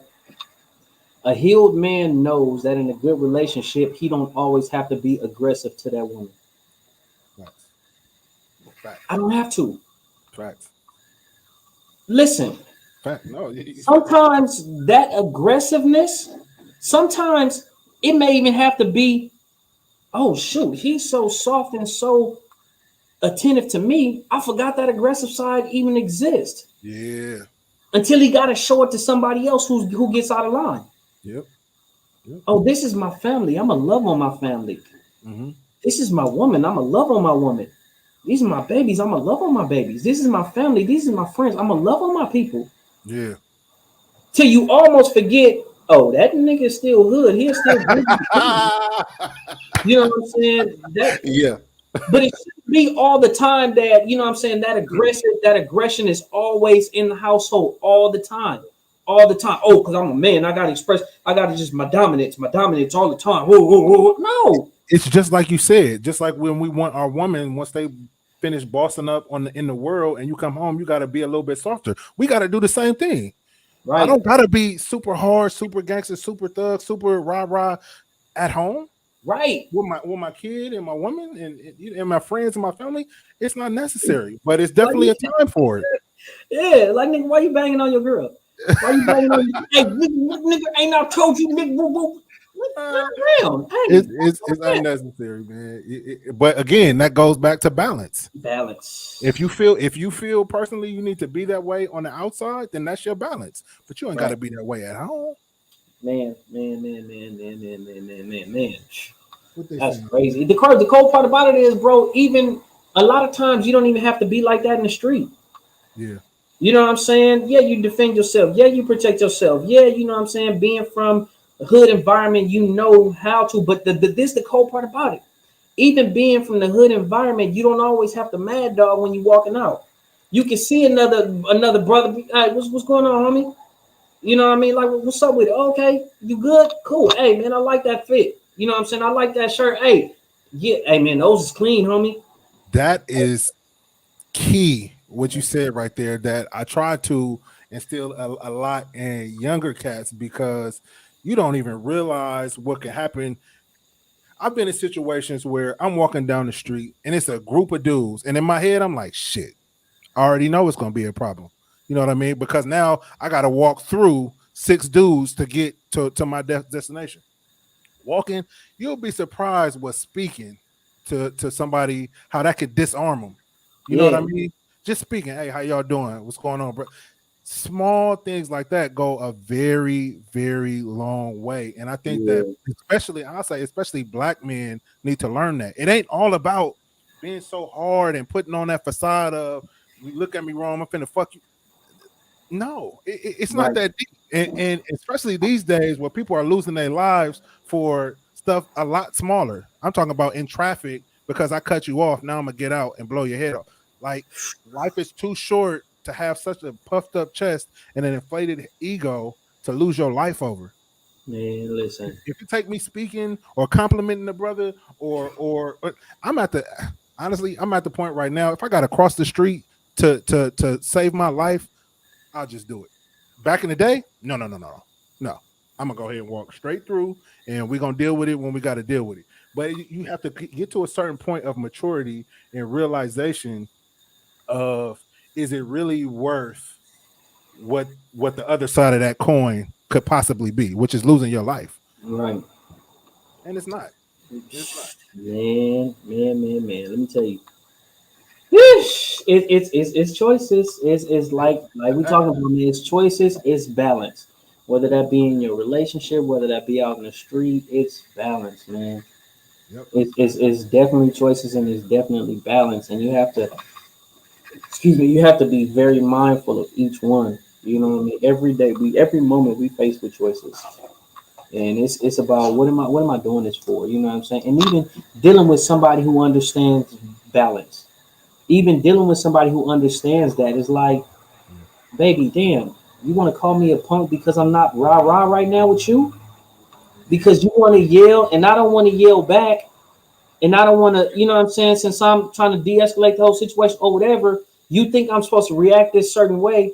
So since I'm not reacting that way, you want to, oh man, you punk, you a bitch ass nigga. What?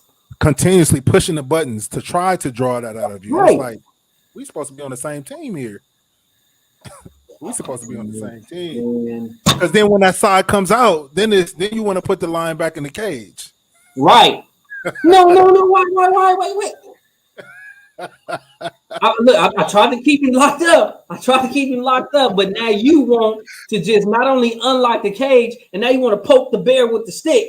You know what I'm saying? And oh man, you bear, you ain't no bear. You just, you know what I'm saying? You a little cub. You ain't nothing. You ain't, you know what I'm saying? Until I have to just rise up and really show you everything. You'd be like, oh my God, why did you do that? Why man? For real? Why? For real? Yeah, man. Man, listen. I gotta. Oh, by the way, we're not talking about domestic violence. We're not talking about putting our hands on no women or anything like that. We're just talking about becoming enraged in the moment. Right. I'm glad you said that, bro. I'm glad you said that. You know, we would have got DMs and all kind of. I'm so glad. You should never put your. I never said that. I never said that. I'm so glad. That was a perfect disclaimer, bro. Perfect. Oh, that was a perfect disclaimer. I got another one here. Let's go. Here we go. That's what you got to know when you choose your partner.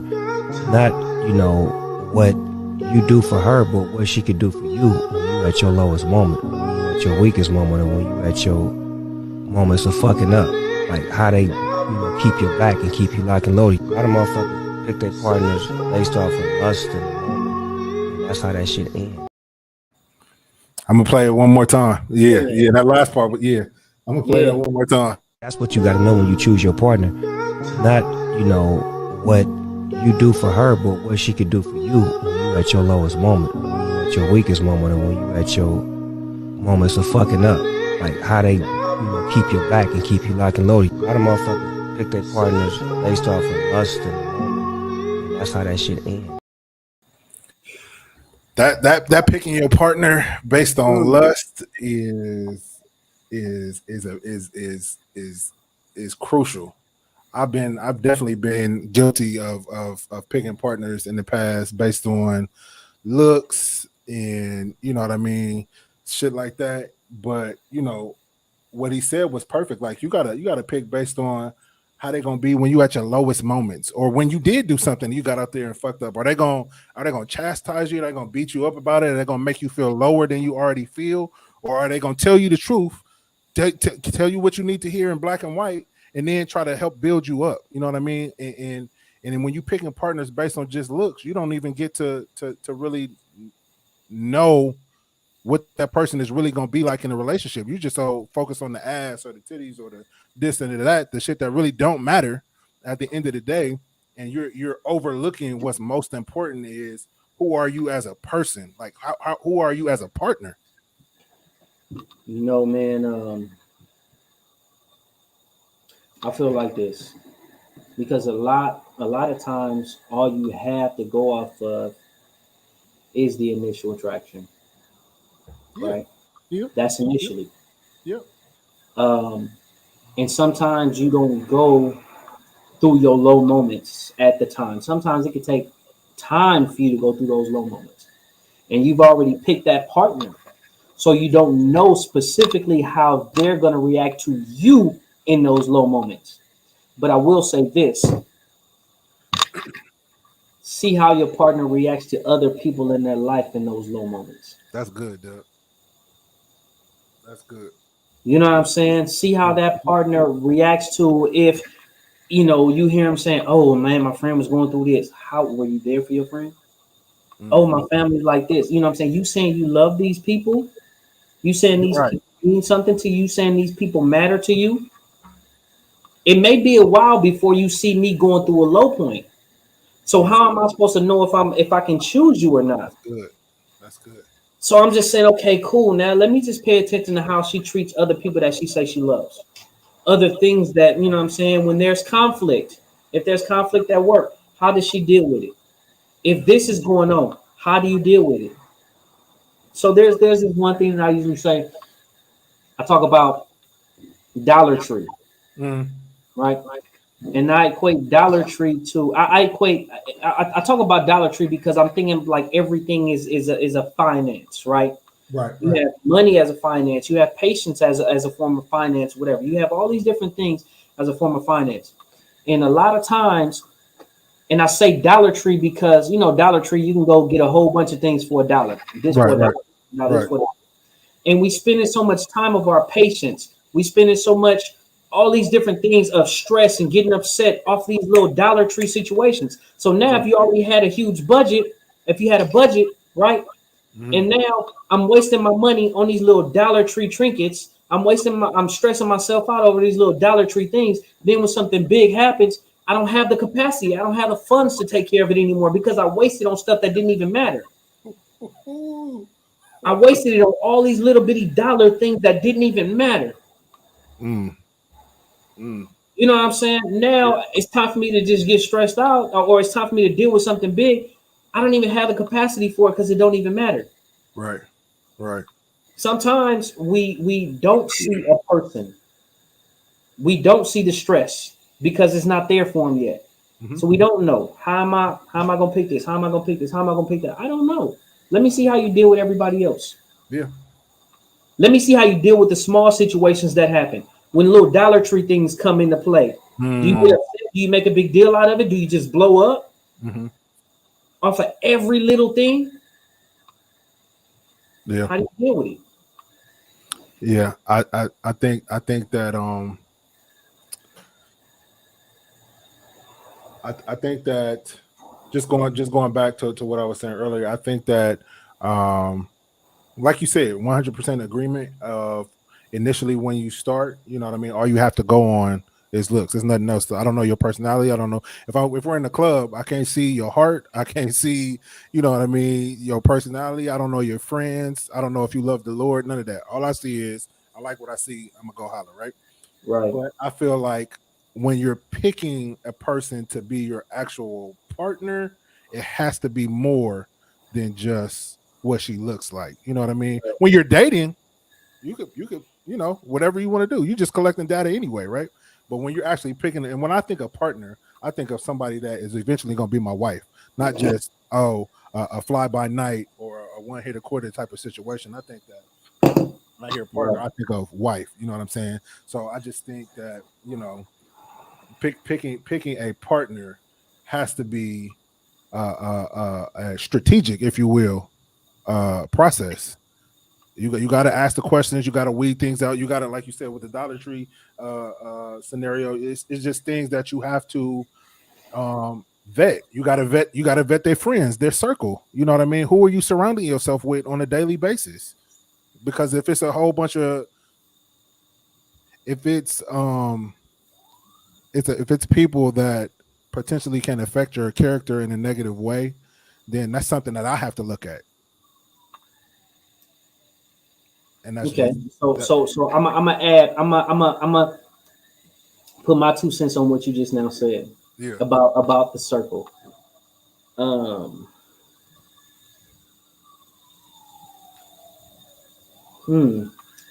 As people, how easily influenced are you?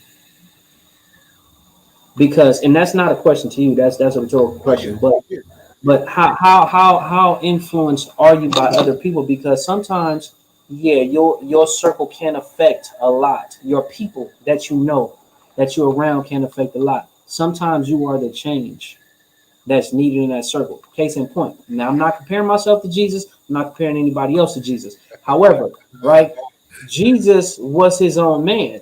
Right. He was surrounded by murderers. He was surrounded by tax collectors. He was surrounded by the worst of the worst. He didn't conform to who they were.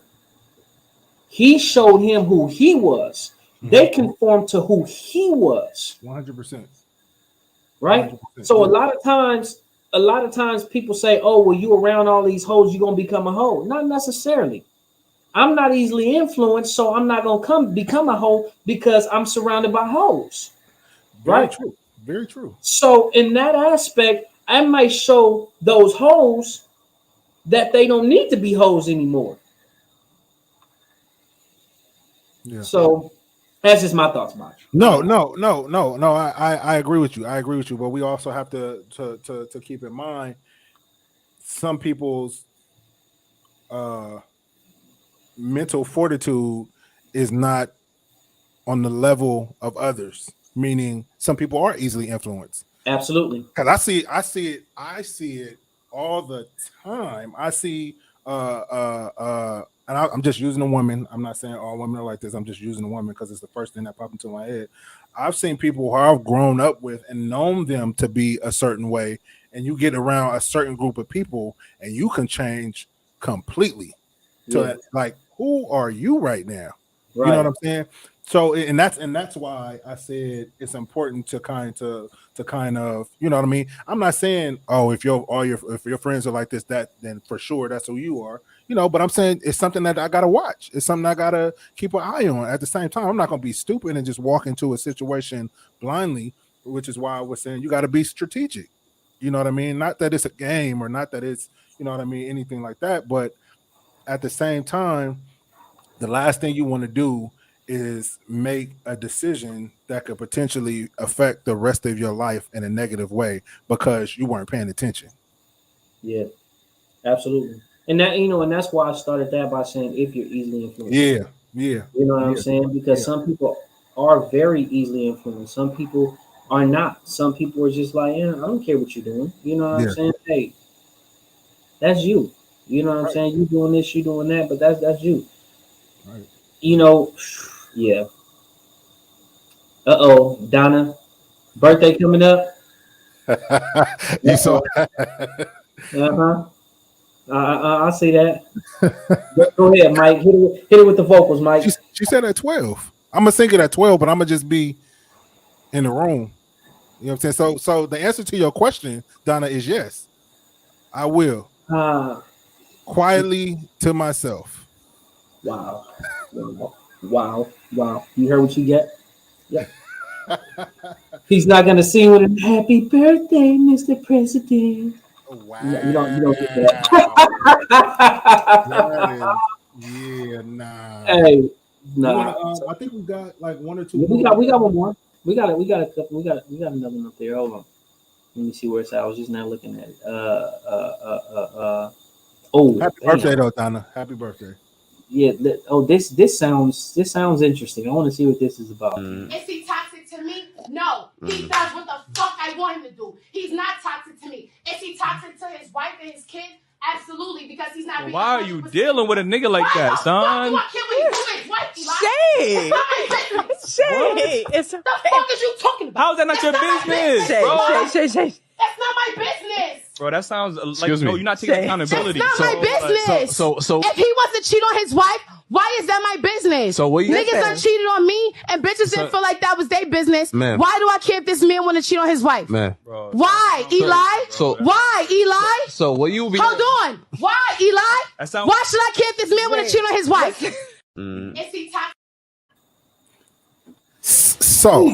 So I pointed some things out immediately when I saw this. First thing was how quickly she went to 10. I mean, at the drop of a hat. And usually, from what I've noticed in people and just you know what I mean, in life in general, if you don't have nothing to hide or be worried about, or you're not feeling no kind of way or nothing, you're gonna be calm. You're gonna be, if you feel like you're in the right, there's no reason for me to get that mad. Why are you so mad? Because you know what you're doing is wrong. Second thing that I picked up on was when she said, well, actually Jay picked up on it, when she said, people have cheated on me and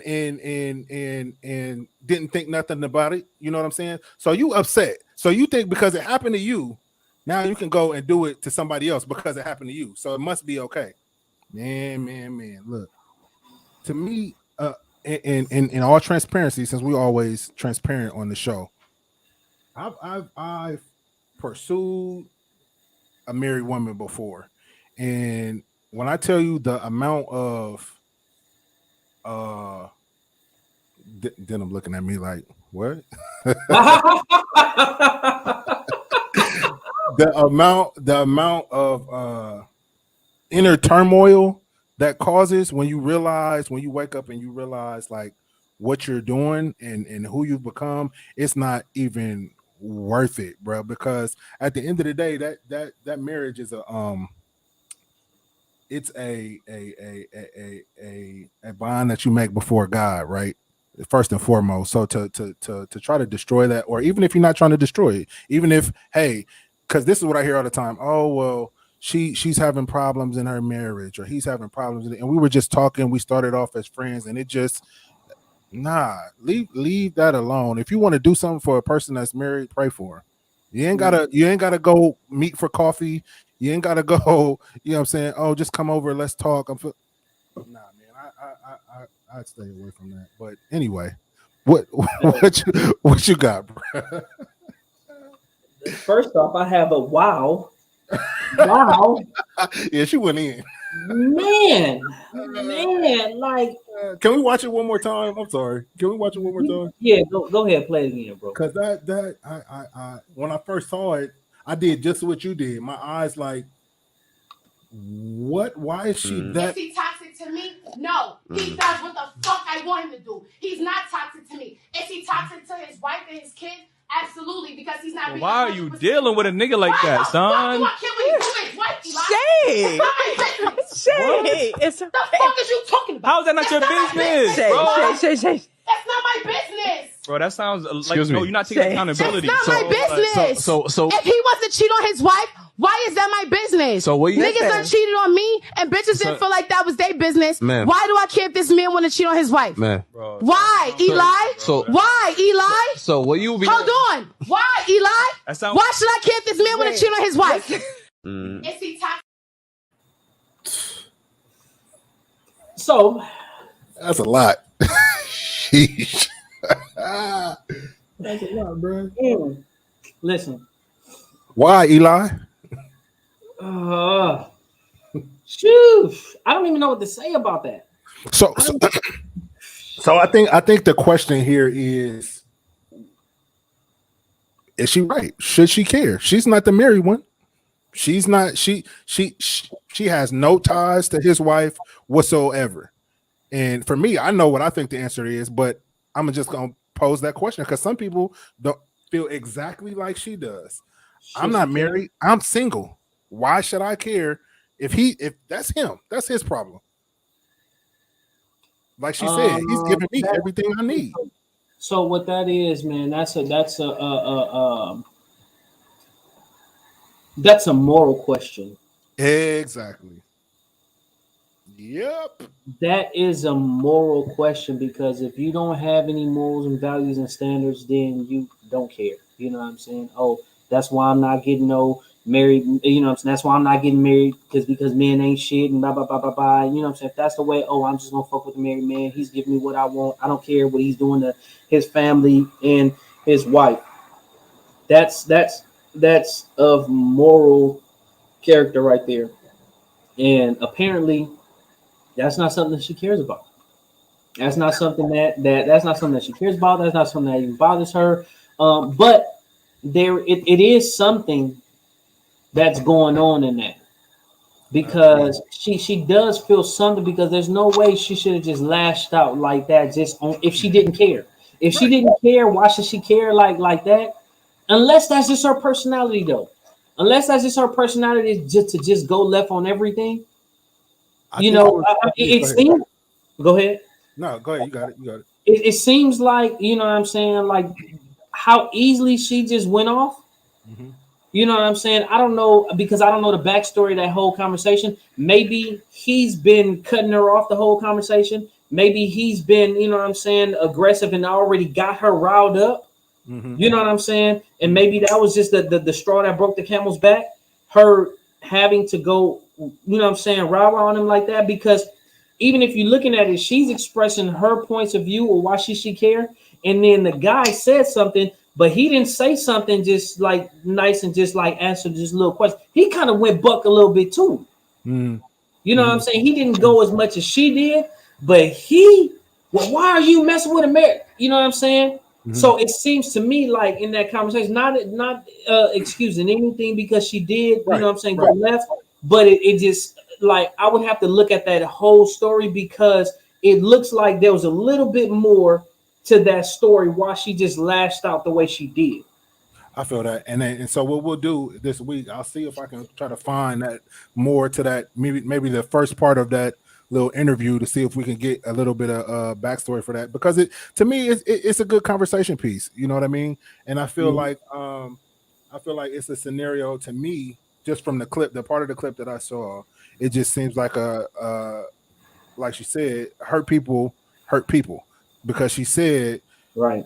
Niggas cheated on me and them bitches didn't care. So why should I?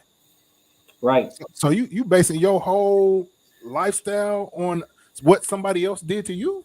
Right. I don't know. But ladies and gentlemen, unfortunately, it is that time where we are needing to wrap it up. We definitely appreciate you guys for tuning in.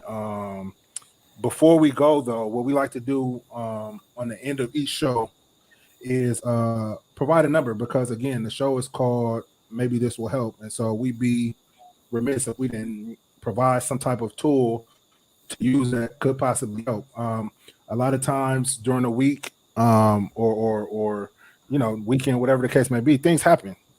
Family members die. Sometimes people have thoughts of suicide. Anything negative could come against you at any given time. So of course we always say go to God first, but also there's tools out there that can help. I'm gonna type this number in real quick, but it's a number that Donnie actually gave us that we know for a fact that people have called and used and have gotten some actual good help, good advice, whatever the case may be. It's right there on the screen if you want to take it down. It's 800-854-7771. Definitely tap into that for any reason. It don't have to be super big, like, oh, I'm standing on top of a roof and I'm gonna jump off. It don't have to be that. It could just be, man, I'm at work and I'm feeling like, you know what I mean, nobody cares, nobody sees me, nobody, you know what I mean, you're just feeling down. Call the number. It's quick and it's 24 hours. And from what Donnie has said and from the feedback we've gotten from other viewers, that people care and they're genuinely there to help. So again, the number is 800-854-7771. Dub, you got anything before we close out? Man, that's it, man. That's all I got. I don't really have anything. Just obviously, thank you guys for just being here. You know what I mean? Just thank you for just tuning in and sharing your thoughts with us. It's greatly appreciated, man. Anything that you guys are giving as far as helping to keep the show going, helping to keep the show on, is definitely appreciated. Take that number down. 800-854-7771. It's 24-hour access. It doesn't matter what time. If you want to call because you need some advice to give someone, it doesn't have to, just like Mike said, it doesn't have to be somebody about to jump off a roof or something like that. You know what I mean? Just take that number down. You may not need it today. You may need it tomorrow. You may need it next week. But just take that number down. It comes in handy. Situations and circumstances come at any given time. It's just on our part and just to try to equip ourselves with the tools that's necessary. The tools, just fill our tool bag with different things. You know what I mean? You never know when you're going to need it. You absolutely never know when you're going to need it. But it's better to have it and not need it than need it and not have it. So just jot this number down, 800-854-7771, 800-854-7771, 24-hour access. That's all I got. All right, I'm gonna go ahead and close this out. For those wondering about Donovan, he'll be back next Sunday. He is out of town on vacation, getting some R&R, hopefully, probably out there praying for people and taking pictures. But yeah, I'm gonna go ahead and close out. But he will be back next Sunday. I think Donna was wondering. All right, here we go. Father, thank you for bringing us here tonight. Thank you for using us to speak to the people tonight, Lord. I thank you that as they go on their way after they tune off this podcast, that the things that were mentioned here stick with them. Hopefully, something does resonate that will help. And if not, we thank you that it does help somebody, Lord. We also thank you that your angels will surround us throughout our work week, Lord, with all the craziness going on with diseases and violence everywhere. We thank you that you'll cover us, Lord, and you'll keep us safe, Lord. And that goes for our family members, loved ones, friends, our children, Lord. We thank you for our viewers, that if they're going through anything, they need anything, whether it be help, whether it be just to hear from you, Lord. You thank you that you'll speak to them. We thank you that your hand is on our lives as well as their lives, Lord. We just thank you and praise you for everything that you've done and are doing, both seen and unseen throughout this week, even tonight, Lord. Things we don't even know may come up tonight that we've been praying for, Lord. And we just thank you for your mercy, for your kindness, and for your grace, Lord. In Jesus' name we pray. Amen. Amen. So you guys go out, have a great week. Again, we thank you so much for tuning in, and we will see you next Sunday. Peace.